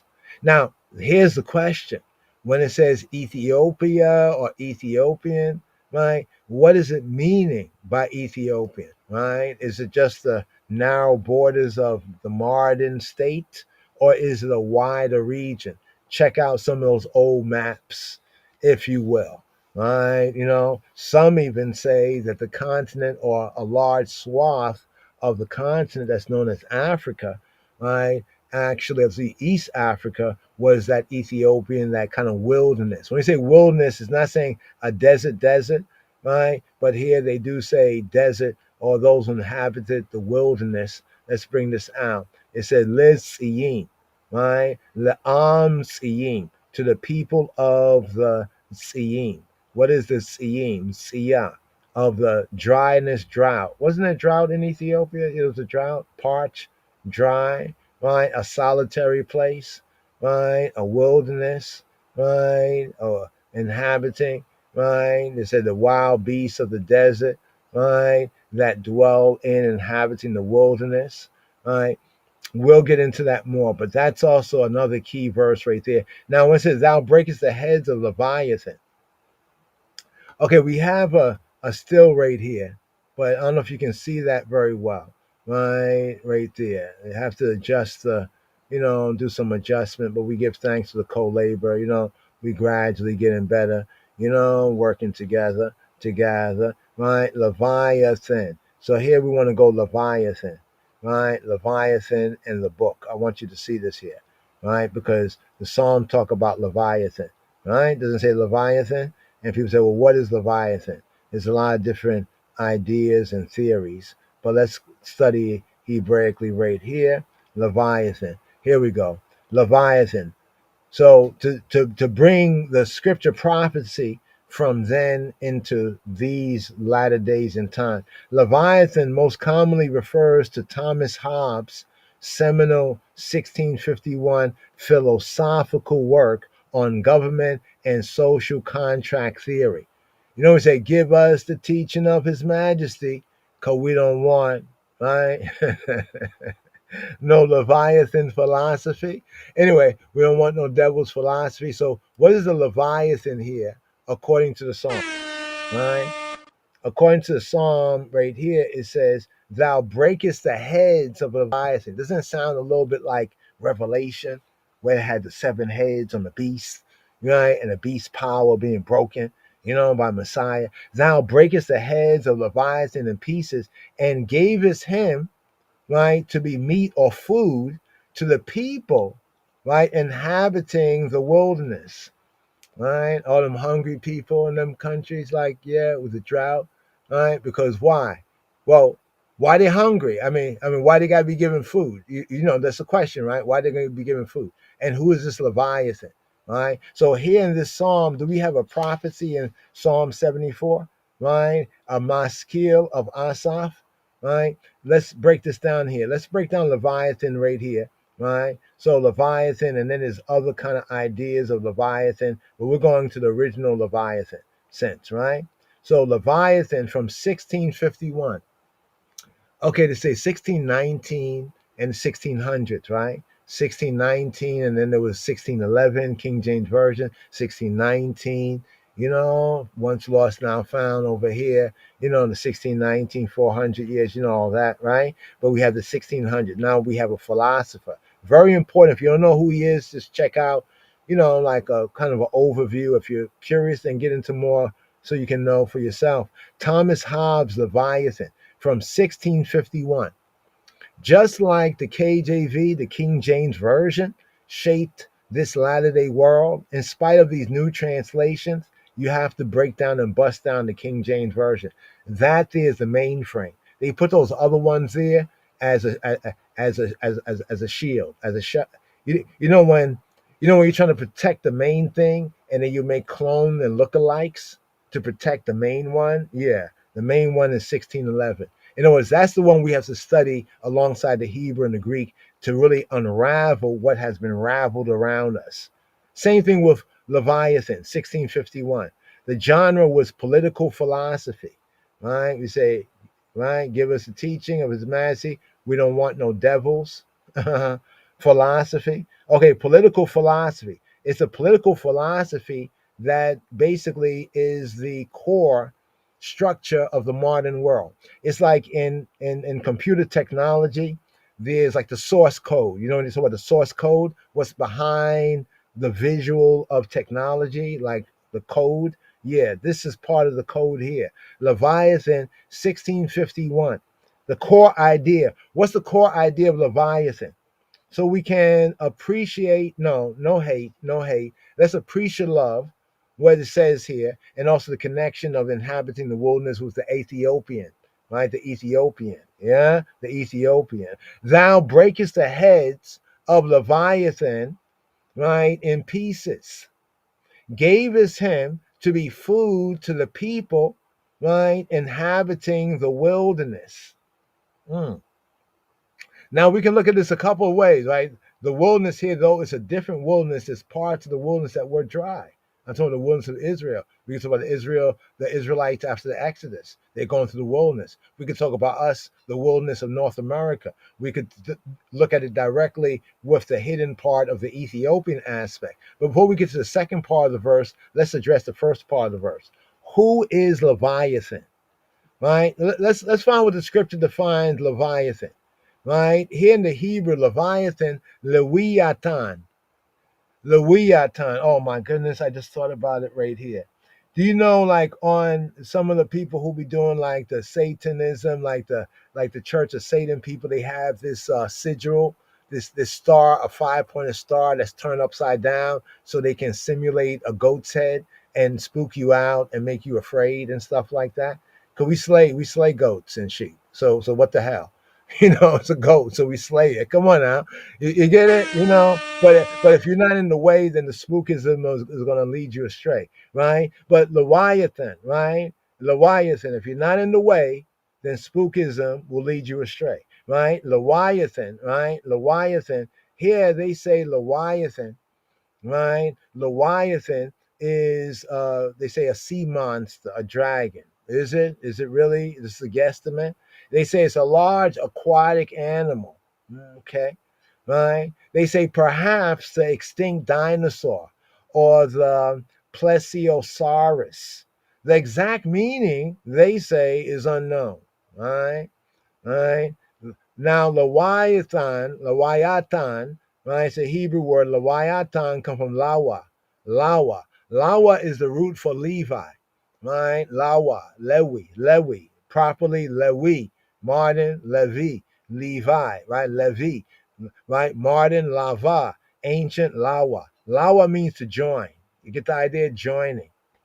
Remember when Leah, right? This show should be livicated to the matriarch Leah, right? After all, she is the matriarch of Judah, right? The tribe of Judah, right? But because here we're pointing to her again when she had her third son, Levi. She said, "Now shall Ishi, my husband, my man, be joined to me," right? Lawa, Lewi, right? Also to borrow, to lend. Uh-oh. Levi, to join. The first meaning, primary, but the secondary, the Hebrew two truths, the secondary meaning, like the flip of the coin, so to speak, is to borrow, to lend, right? To borrow, to lend. But when we get to the roots, Strong's bring out often more of the roots because he goes to more of the Ethiopic, right? The gutters, or what you call the geese, but gutters, a primitive root properly to twine, twining, right? That is by implication to unite. So you know how you unite two like braids by braiding them, together. You twine them, you unite them, to remain. But also the secondary from that idea of taking two to twain them and unite them as one. The Hebraic sense of it goes into the business aspects of the use of the word to borrow. When you borrow, it's as a form of obligation, right? You're connected. You're tied into this, right? Because you borrow that, and you borrowed it on some collateral. If you don't give back, then you lose that. You know what I'm saying? Causatively is to lend, right? So the Yisrael in covenant will be the lender and not the borrower, right? In the higher level of covenant keeping. Yes, right? We'll say in an Israelite or a perfect world. You know what I'm saying? But here Strong says a wreath animal, a wreath animal. They said that is a serpent, especially the crocodile or some other large sea monster. Now notice what it says furthermore, y'all. Figuratively, the constellation of Draco, of Draco, of Drake. Not that Drake, but who knows, Draco, right? The constellation of the dragon. Also, it says, as a symbol of Babylon. Okay, okay, okay. Leviathan, now also in the sense of mourning. So we have Lewiathan. So Lewiathan in the King James Version of the Bible is translated in two senses, directly as Leviathan and indirectly as mourning. Mourning. Ain't that interesting? As mourning. So one of the places in the King James Version where it says mourning, the underlying word is Leviathan or Leviathan. All right. But I just thought of something right here. Let me see if I can show you something right here. Okay, let's first deal with this, and then we're going to deal with Leviathan on the satanic sigil of the goat's head. I should probably deal with that one first right there. Well, no, this right here, we just deal with this right here, right? Core idea of Leviathan. It argues for a strong, sovereign, absolute monarch. This is how the United Kingdom, called Britain, right, and the Anglo-American world order came to power to rule nearly 3/4 of the earthly plane. In other words, the Anglo-American, England, America, out of England, Britain, America, Anglo-American, WASP, white Anglo-Saxon, Protestant, English-speaking, has historically ruled or conquered to some sense, overtly, economically, or otherwise, 3/4 of the known world. That means 75, at least 75%. Wow. You got to say wow to that. But part of that is because of one's political philosophy, like Thomas Hobbes' Leviathan. So you think when Thomas Hobbes decided in 1651 to write a book called Leviathan, since at that time, the English were kind of becoming Protestant, white Anglo-Saxon Protestant, and they was moving out of Catholicism, and they was looking at the Catholic Church to be Babylon, and the Pope and all of that, you know what I'm saying? And now he comes with this book, Leviathan, right? It's not a religious book, but he's taking from the religious, the so-called, Bible, and now he's creating a philosophy to be used in the so-called secular, the seclorum. And in America in 1776, would compliment, what their mama did and call it Nouveau Ordo Seclorum, New World Order. It's amazing. People trying to run away from that and talk about a New World Order is coming. Don't you recognize what already is? You know what I mean? It's like a bird in hand. If there's one in the bush, then deal with the one in hand, and then the one come out the bush, you can deal with that one. If you miss the one in hand, then the one out the bush is going to get you too, because you missed what was right before you. But anyway, the core idea is argues for a strong, sovereign, absolute monarchy to maintain order and prevent humanity's return to a chaotic, quote, state of nature. I kid you not, y'all. I kid you not. Right? They say that a chaotic state of nature. What the hell? What the hell? Exactly. Right? Chaotic state of nature. This is when the white supremacy was rising up. This is when this system of things, this Anglo-American, white Anglo-Saxon pride, when people talk about the system, what is the system? Right? From its Greco-Roman roots, based on the idea of a social contract.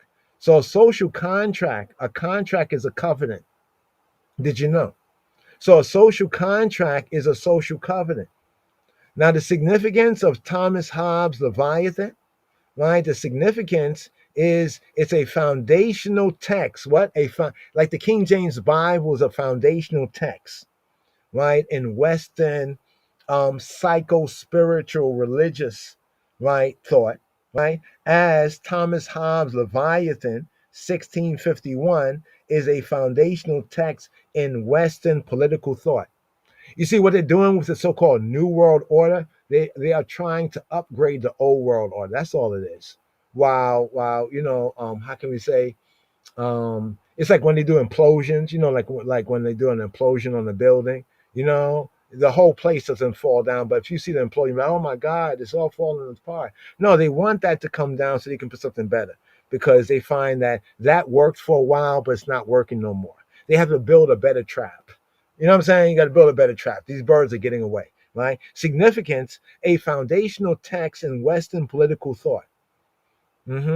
Exploring human nature, authority, and the role of the state. Like ones really don't know like how important. Now they have some other kind of stuff that kind of builds off of that idea, these other Leviathan ideas. But that's not the fundamental one. You want to go to the root. You know what I mean? And here, let me try to show you Leviathan. Right? Let me try. Here we go, right here. This is Leviathan. Let me do this right here. Give me one moment. Let me grab one, right, or two good pictures so we can zoom in because it's important that you get to see, right, you zoom in, right? We got to zoom in so you can get to see the fuller picture, right? This is the word art on top of the book that he had from back in them days, right? Right here, here. Let's get the one with the Chrysler.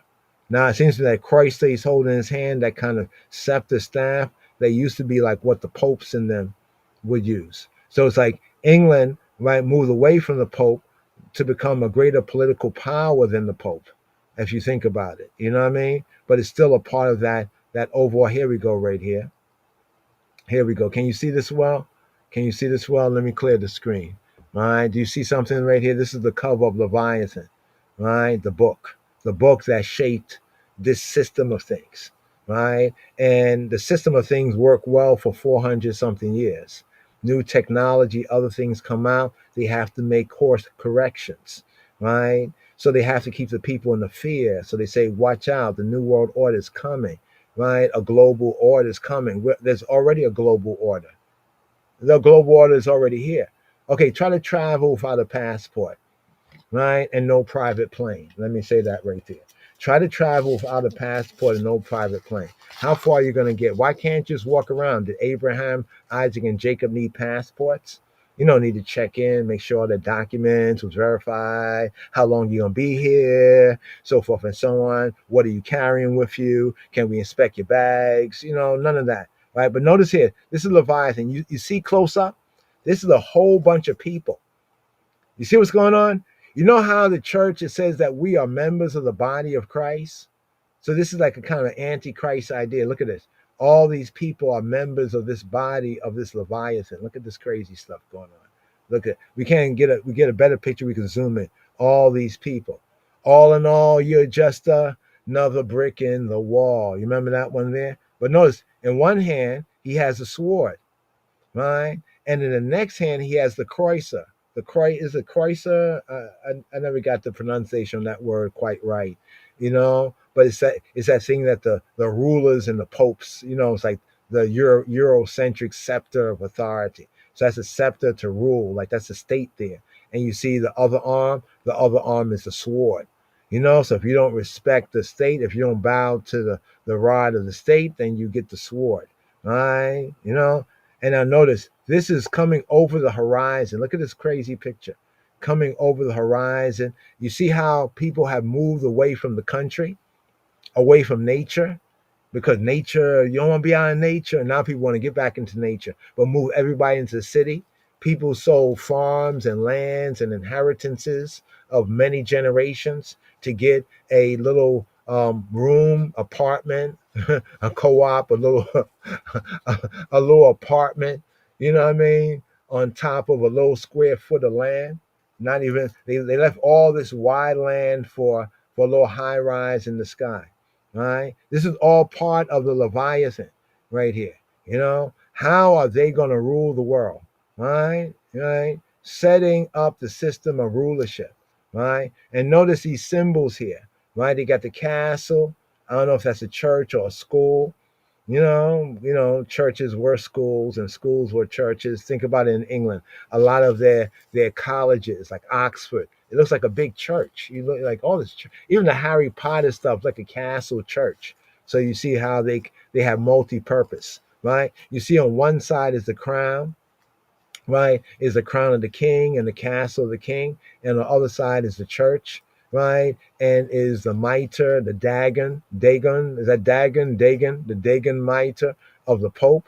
On one side, right there, is the cannon, right? On the other side is the lightning bolts. I think that was like the it's kind of like the European cherubim kind of symbol, like they're working with spiritual power too, right? So like the spiritual power on one side, right, of certain entities, symbolized by, Satan fell like lightning. That's why over here, if you notice, it has this lightning. But I'll find the right name. It's like it's like a way of symbolizing like either cherubim or types of remember, Satan was a cherub. Satan was a cherub. Satan was a cherub. But you notice, but it's talking about the spiritual power, the different powers on the different sides, right? The temporal power and the spiritual power, right? Combining the temporal power and the religious power, right? The so-called church and state. Remember, we keep talking about Zion, Zion, Zion, and what and where is Sion, right? Symbol of the sanctuary and the kingdom, the Davidic covenant kingdom, Ark of the Covenant sanctuary. You check that right there. So this is the Leviathan. Just want to show you this contrast, right?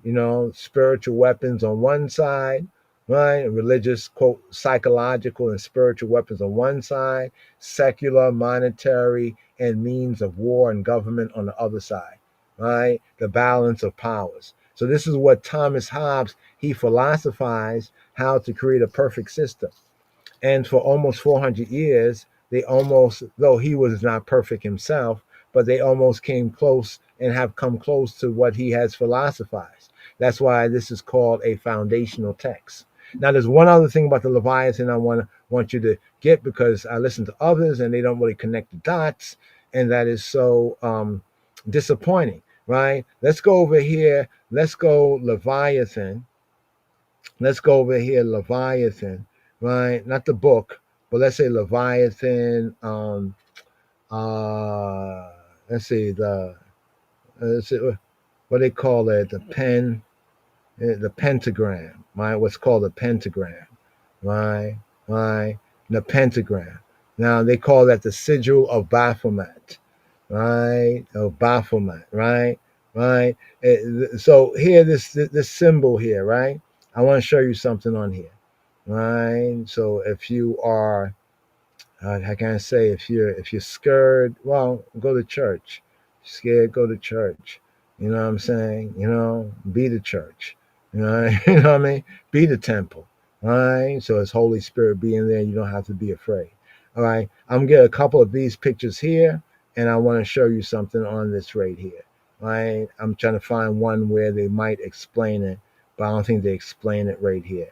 although I have put that in the search. Okay, let's use this one right here. We'll use this one right here. All right. So let's go over here back to this one right here. Okay. You see this right here? All right. Yeah. Don't be afraid. All right. It's like, all right, the spookism, right? Now notice, there is the L, Hebraic L, right? Right, right, right. So here, let's see, okay, yeah. So here's the L. So when you go counterclockwise, going counterclockwise around this spells Leviathan.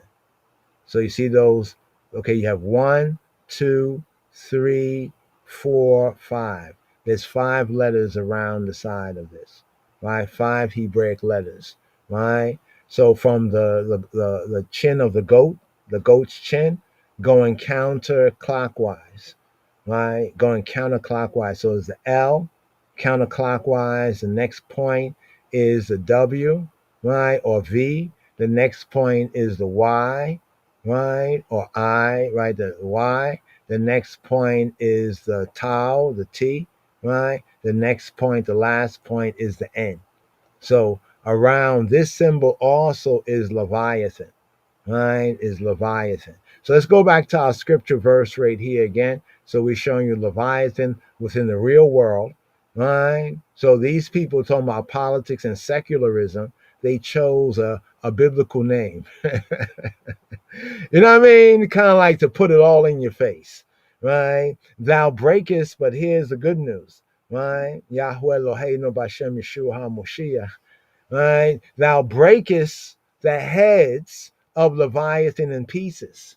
That's the good news right there. Breakest the heads of Leviathan and gavest him to be meat or food to the people inhabiting the wilderness. Now look over here. You remember with the Leviathan cover right here? We zoom in and we see there's a whole bunch of people that make up his body.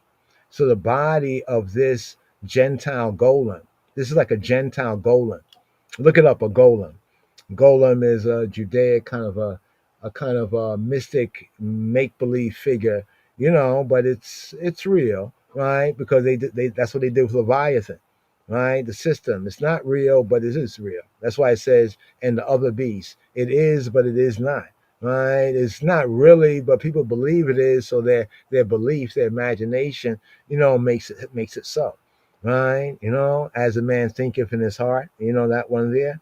So the people inhabiting the wilderness. So remember, this is the ones who are. This is the system of things, right? The system of things, unjust gain, all of that. But not to dwell too much on that, but I wanted to bring out that verse and just to kind of put Leviathan into a more real world context. 'Cause a lot of people spook. Oh, that's some sea monster. That's some sea monster. Well, the Leviathan, right, was thought Hebraically, Leviathan was thought, right, Hebraically in ancient Hebrew Judaic times to be a 7-headed monster. This is why when we look at Revelation and we look at the figure in Revelation from a Hebrew Torah Scott, like you're studying the scripts and understanding the way, you recognize that what's in Revelation links with this Leviathan. And the breaking of the heads of Leviathan here is pointing to the breaking of the beast of this Babylon system of things there. Right? So just to point that out right there. Right? And then when it says thou dividest the sea by thy strength, remember that the Anglo-American world order, where it says Britain rules the waves, right? It says Britannia rules the waves. They said Britannia would never be no slave. Yet they would introduce slavery, right? Slavery, right, to the world. They would introduce slavery, right? The worst form of servant bondmanhood, dehumanization of human beings. Yes, there were always servants, even bond servants, ones that you got by war. You beat them, now they had to serve you. But people never treated people the way that Slavs were treated, the Europeans, and definitely not the way the lost sheep, lost found were treated. So it's not the same thing. Stop. That's why it says, "Oh God, how long shall the adversary reproach? Right? Shall the czar, right? The czar reproach? Shall the enemy blaspheme? Right? Thy name forever." You know what I mean? But here, notice this verse over here, the 8th verse. They said in their hearts, "Let us destroy them together." Right? They have burned up the synagogues of Elohim, of El, the synagogues of God. You see that right there? They burned up the synagogue. See, if you only read Revelation 2:9 and 3:9, you might get confused. We're talking about the synagogue of Satan. So I say, hey, let's have our own synagogue. They're, oh, you want to be a synagogue of Satan?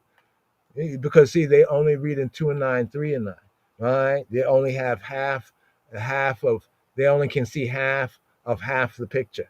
They only can see half of the picture. You know what I'm saying? That's like a quarter. They said in their hearts, "Let us destroy them together." They have burned up all the synagogues of God, not the synagogues of Satan, but the synagogues of El, the synagogues of the true good, the true God in the land. So when they burn up the synagogues of the true God, then they can set up their synagogues of Satan. You get it? You get it? All right. That's why we see not our signs. Right? No more is there any prophet. Right? Neither amongst us any that knoweth how long. I mean, they can go research it. Go AI it and see if AI can tell you. Ask AI if it can tell you. AI probably will get a better idea than most people because AI does put together study. You know what I mean? That's what it says, study to show ourselves approved, right? But be that as it may, right? This is an interesting psalm right here. Not going to go through it as we have before. We can, but just due to the time right here, just a kind of overview, you know? Yeah. Let's rise up to chant right here. Today's daily psalm, right? For the second day of the Shabbat, right? Here. Shema Yisrael.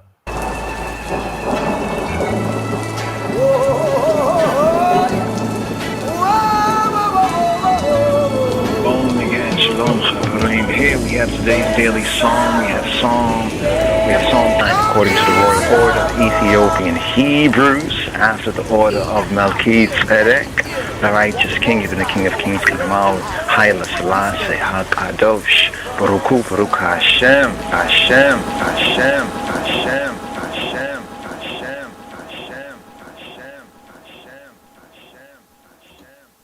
All right, so let's start with the Royal Amharic to the English right here. Royal Amharic first, and then we'll hit the Hebrew right here. Shema Yisrael, Psalm 70, Psalm 74. Psalm 74 right here. Where's the Amharic? Give me one moment. I had it right there. Oh, there we go. Yes. Next nor never, and the holy mankind will kill too much of a brother. Looking on yourself, my brother, let's live together. And then we all are. Discipleship, radio.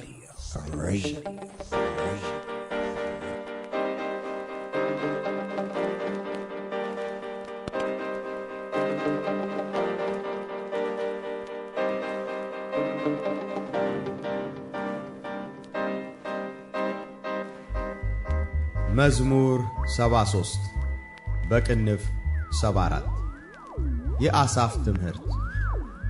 አቤቱ ስለምን ለዘወትር ጣልኸን? በማሰማሪያህ በጎች ላይ ቁጣህን ስለምን ተቆጣህ? አስቀድመህ የፈጠርሃትን ማህበርህን የተቤዠሃትንም የርስትህን በትር በእርሷ ያደርህባትንም የጽዮንን ተራራ አስብ። ጠላት በቅዱሳንህ ላይ እንደ ከፋ መጠን ሁል ጊዜ በትዕቢታቸው ላይ እጅህን አንሳ። ጠላቶችህ በበዓልህ መካከል ተመኩ፣ የማያውቁትንም ምልክታቸው አደረጉ። እንደ ላይኛው መግቢያ ውስጥ በዱር እንዳሉ እንጨቶች በመጥረቢያም በሮቿን ሰበሩ እንዲሁ በመጥረቢያና በመዶሻ ሰበሯት መቅደስህን በሳት አቃጠሉ የስምህንም ማደሪያ በምድር ውስጥ አረከሱ አንድ ሆነው በልባቸው በየህዝባቸው ኑ የእግዚአብሔርን በዓሎች ከምድር እንሻራል ምልክታችንን አናይም ከእንግዲህም ወዲህ ነቢይ የለም እስከ መቼ እንዲኖር የሚያውቅ በእኛ ዘንድ የለም አቤቱ ጠላት እስከ መቼ ይሳደባል ስምህን ጠላት ሁል ጊዜ ያቃልላልን ቀኝህን በብብትህ መካከል እጅህንም ፈጽመህ ለምን ትመልሳለህ እግዚአብሔር ግን ከዓለም አስቀድሞ ንጉሥ ነው በምድርም መካከል መድኃኒትን አደረገ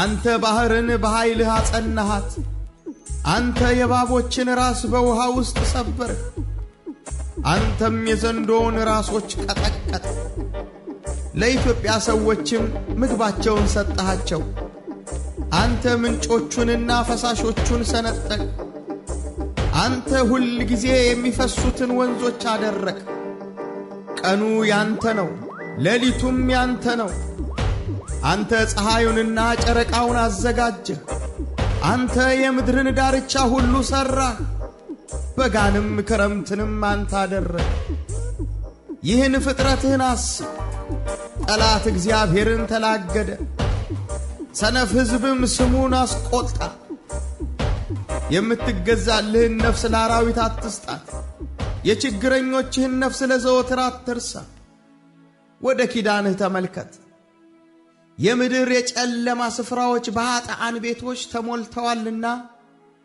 ችግረኛ አፍሮ አይመለስ ችግረኛና ምስኪን ስምህን ያመሰግናሉ አቤቱ ተነስ በቀልህንም ተበቀል ሰነፎች ሁል ጊዜ የተላገዱህን አስብ የባሪያዎችህንም ቃል አትርሳ የጠላቶችህ ኩራት ሁል ጊዜ ወደ አንተ ይወጣል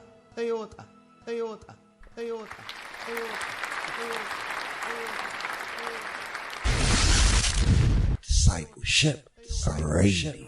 There's Psalm 74, a national lament, a national lamentation.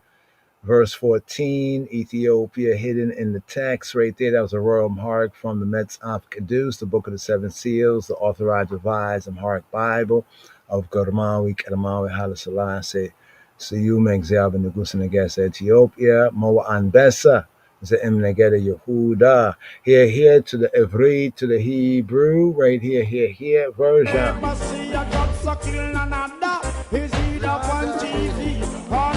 Nor never, and the holy mankind will kill too much sorry brother. Looking on yourself, my brother, let's live together. And then we all Come be a part of Torah and LJ and Line of Jews Society. where Hebrew feels like home.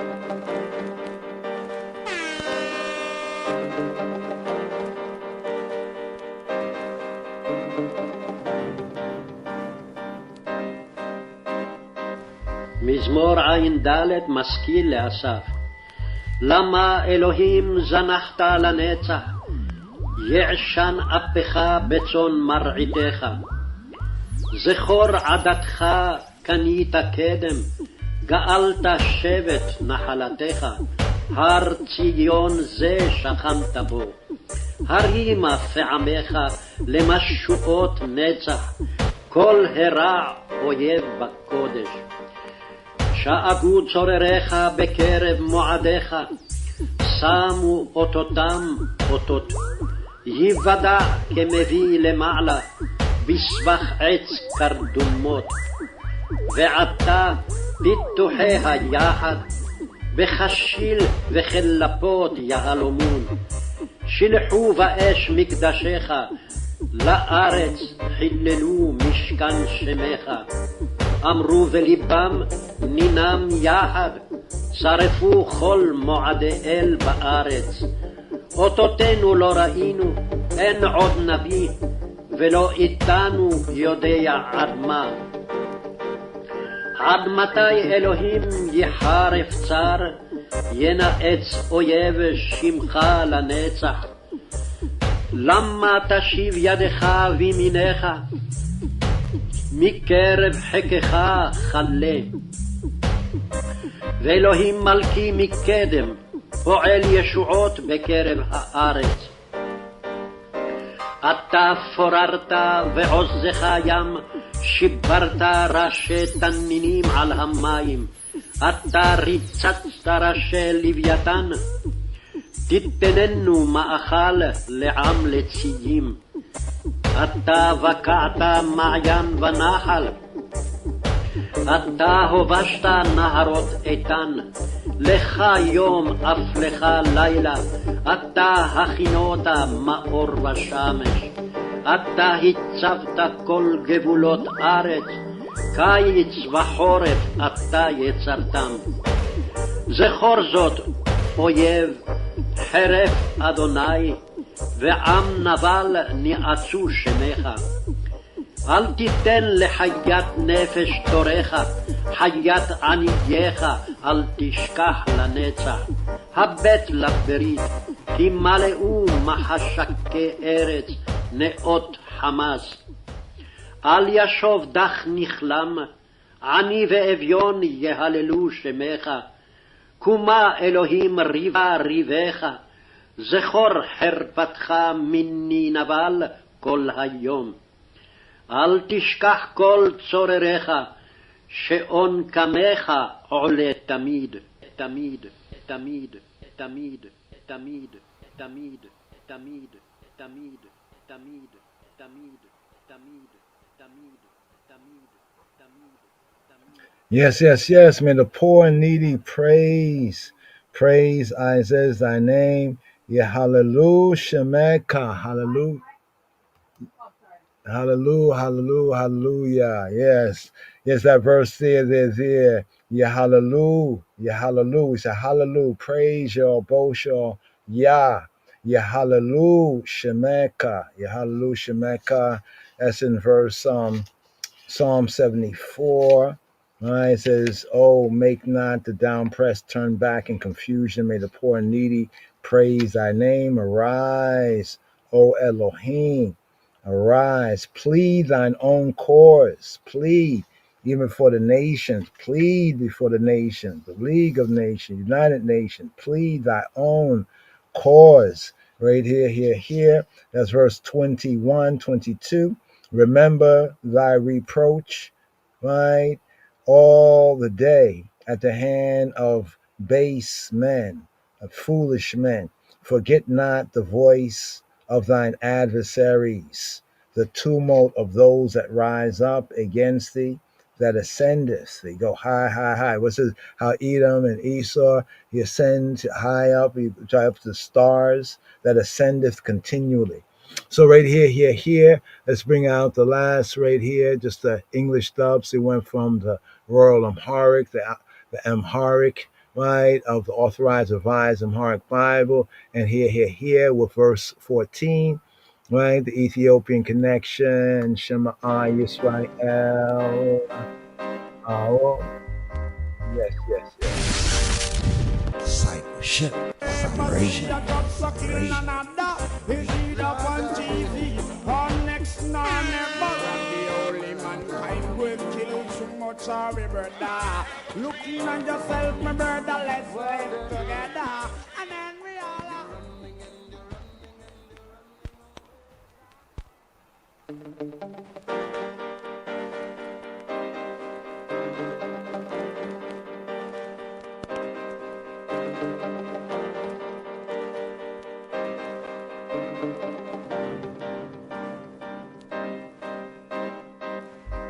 Psalm 74. O God, why hast thou cast us off forever? Why doth thine anger smoke against the sheep of thy pasture? Remember thy congregation, which thou hast purchased of old, the rod of thine inheritance, which thou hast redeemed, this Mount Zion, wherein thou hast dwelt. Lift up thy feet unto the perpetual desolations, even all that the enemy hath done wickedly in the sanctuary. Thine enemies roar in the midst of thy congregations. They set up their ensigns for signs. A man was famous according as he had lifted up axes upon the thick trees. But now they break down the carved work thereof at once with axes and hammers. They have cast fire into thy sanctuary. They have defiled by casting down the dwelling place of thy name to the ground. They said in their hearts, let us destroy them together. They have burned up all the synagogues of God in the land. We see not our sign. There is no more any prophet, neither is there among us any that knoweth. How long? How long? How long? O God, how long shall the adversary reproach? Shall the enemy blaspheme thy name forever? Why withdrawest thou thy hand, even thy right hand? Pluck it out of thy bosom. For God is my King of old, working salvation in the midst of the earth. Thou didst divide the sea by thy strength. Thou breakest the heads of the dragons in the waters. Thou breakest the heads of Leviathan in pieces, and gavest him to be meat to the people inhabiting the wilderness. In the wilderness. Ethiopia, Ethiopia, Ethiopia, Ethiopia. Thou didst cleave the fountain in the flood. Thou driedst up mighty rivers. The day is thine, the night also is thine. Thou hast prepared the light and the sun. Thou hast set all the borders of the earth. Thou hast made summer and winter. Remember this, that the enemy hath reproached, O Lord, and that the foolish people have blasphemed thy name. O deliver not the soul of thy turtle dove unto the multitude of the wicked. Forget not the congregation of thy poor forever. Have respect unto the covenant. For the dark places of the earth are fully of the habitations of cruelty. Oh, let not the oppressed return ashamed. Let the poor and needy praise thy name. Arise, O God, plead thine own cause. Remember how the foolish man reproacheth thee daily. Forget not the voice of thine enemies. The tumult of those that rise up against thee increaseth continually, continually, continually, continually, continually, continually, continually, continually, continually, continually.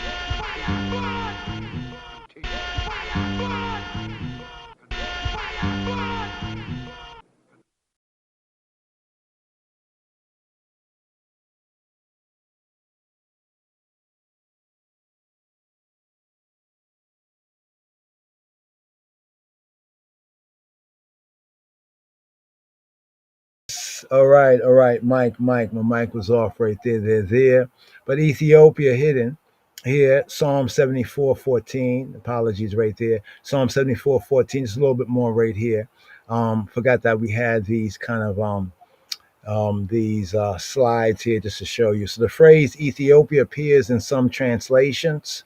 It appears in the Septuagint, the Koine Greek from, ancient manuscripts and Alexandria, Judeo-Coptic land right there. We have the Septuagint where we touched on this earlier, Ethiopian. We brought that out, where it states you gave him as food to the Ethiopian nations, right? Essentially interpreting Leviathan. We touch on Leviathan, Thomas Hobbes was 1651, his political philosophy.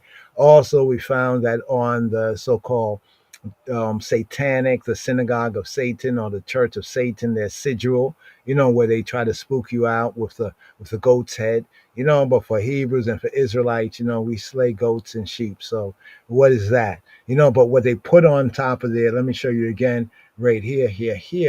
This is it right here. Let's just bring this out once again right here.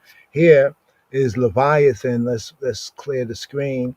Written from the goat's chin, going counterclockwise is the letters Leviathan, right? How interesting, right? But what does the verse say in verse 14? Verse 14 of the Psalm, it says right here, thou crushest. It says breaketh, but actually in the Hebrew, thou crush the heads of Leviathan. Ata, you male and none other. Ritzatzta, you crush. Rashe, the Rases, Lewiatan, You crush the heads of Leviathan. Now notice they have a goat's head. I guess that's to spook somebody out right there, and then they turn, they turn the feminine star upside down. They turn the woman on her head, right? Ata ritzatsta, Rashe Leviathan, Rashe, thou didst crush the heads of Leviathan. So around this sigil right here is from the chin is the L, and then going counterclockwise is the W, some say V, then going to the horn, right, on your right hand side is the Y, then going to the horn on the left hand side is the T, right, the Tav, and then going to that's the ear or whatever it is on the left hand side is the Nun. So we have Liwayatan. And then it goes on to say, thou gavest him to be food, right, to the folk, to the people inhabiting the wilderness. But as we show right here, let's move on from that. That's crushed, crush that right there.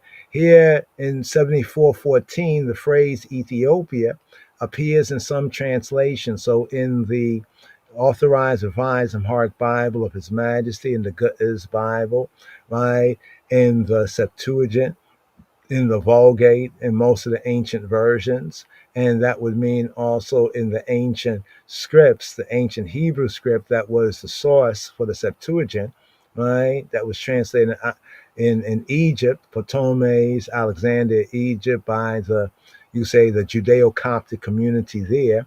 We have this right here. So I just want to show this. We show this. Just want to just narrate this. Just go to the next one right here.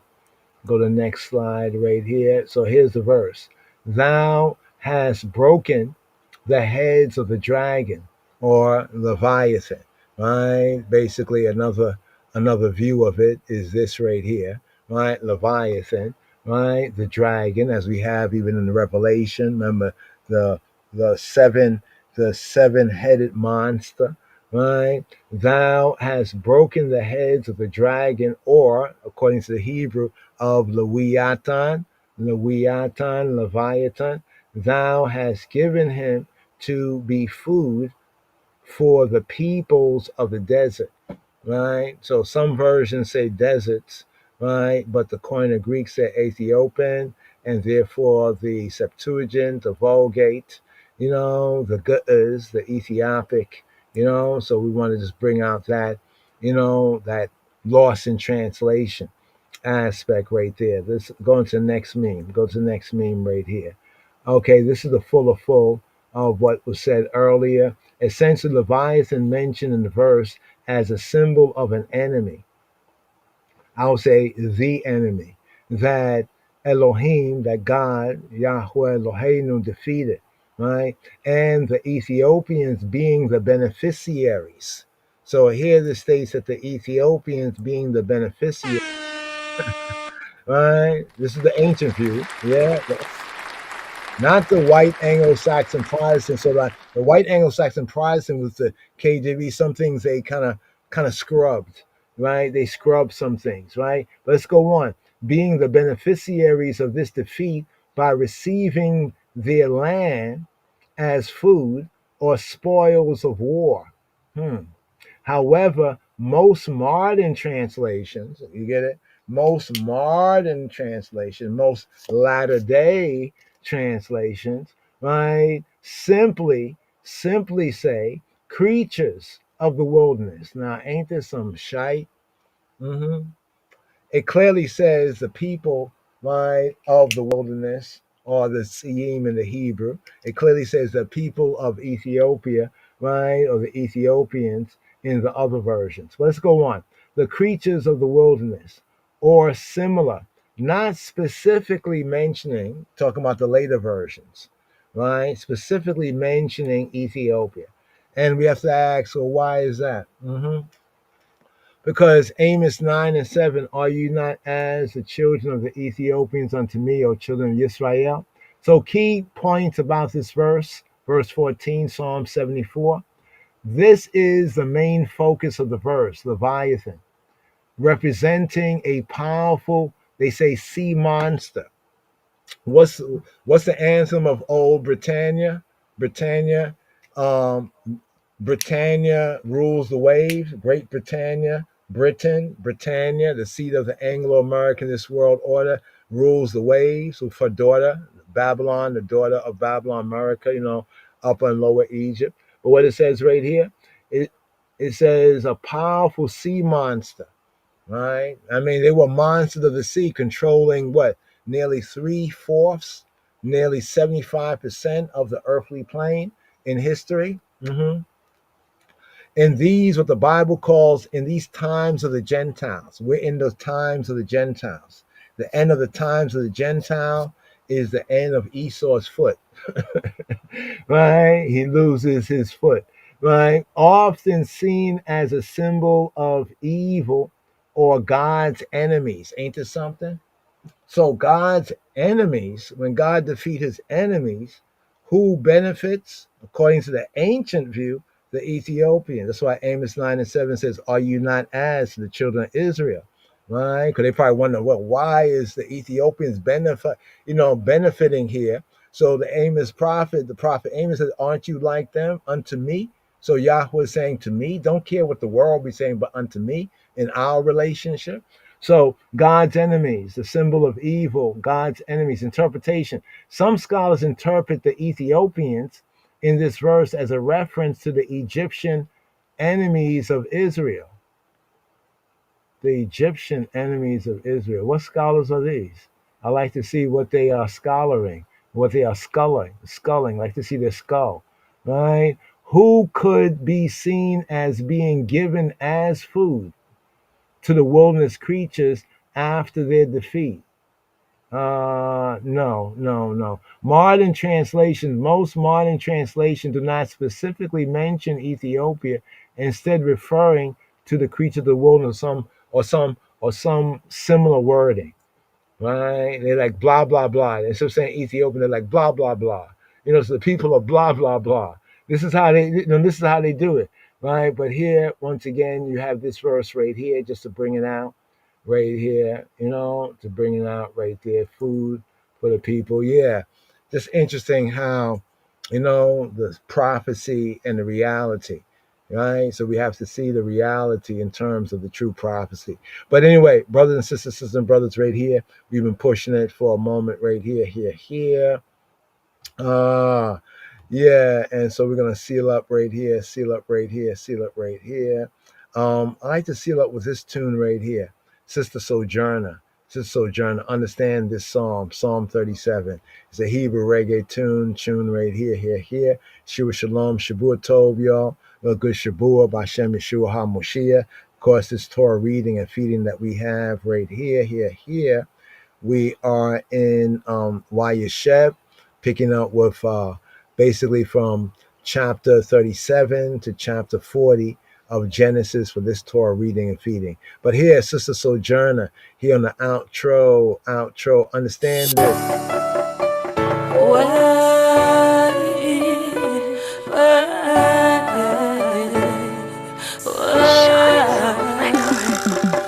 A long time me I try to understand why we people in the condition of poverty and slavery, based up, jacked up mentality. Blind eyes can't see, no. Blind ears don't see. Me find it in a Genesis. Make me try back and try to understand this. A man named Abraham, Isaac and Jacob, him did have 12 sons with enough children. 70 souls was all of them. Gone down in Egypt, they multiply. Word of the Most High could I never lie. After much time, remember them. Moses down there, so fi deliver them. There was only one problem. Say only one problem. Israel love them idolatry, them captivity, them poverty and harlotry. Why do the people perish? Do you understand it? The families will ask the Most High, cause we really want to understand why.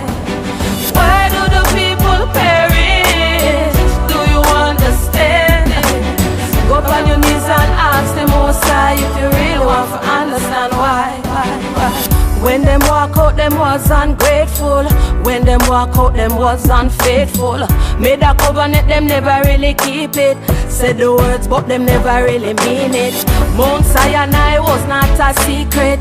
10 words, glory, we did see it. What's wrong with Israel? What's wrong with Israel? Why do the people perish?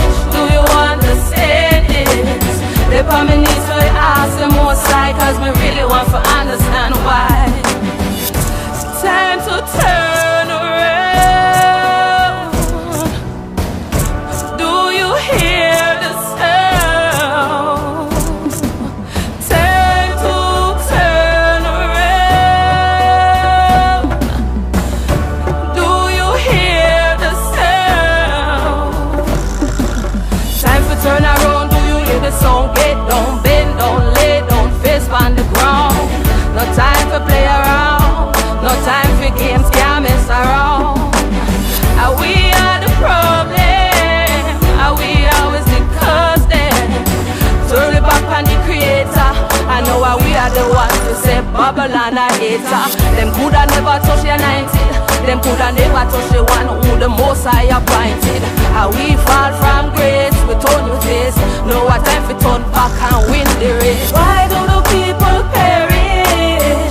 Do you understand it? The feminists will ask the Most High, cause we really want to understand why. Sean is all records.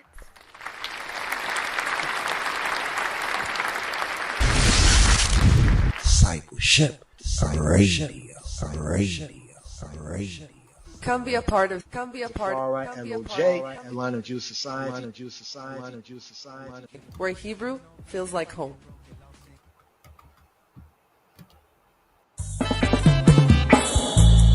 Lion of Judah shall break every chain.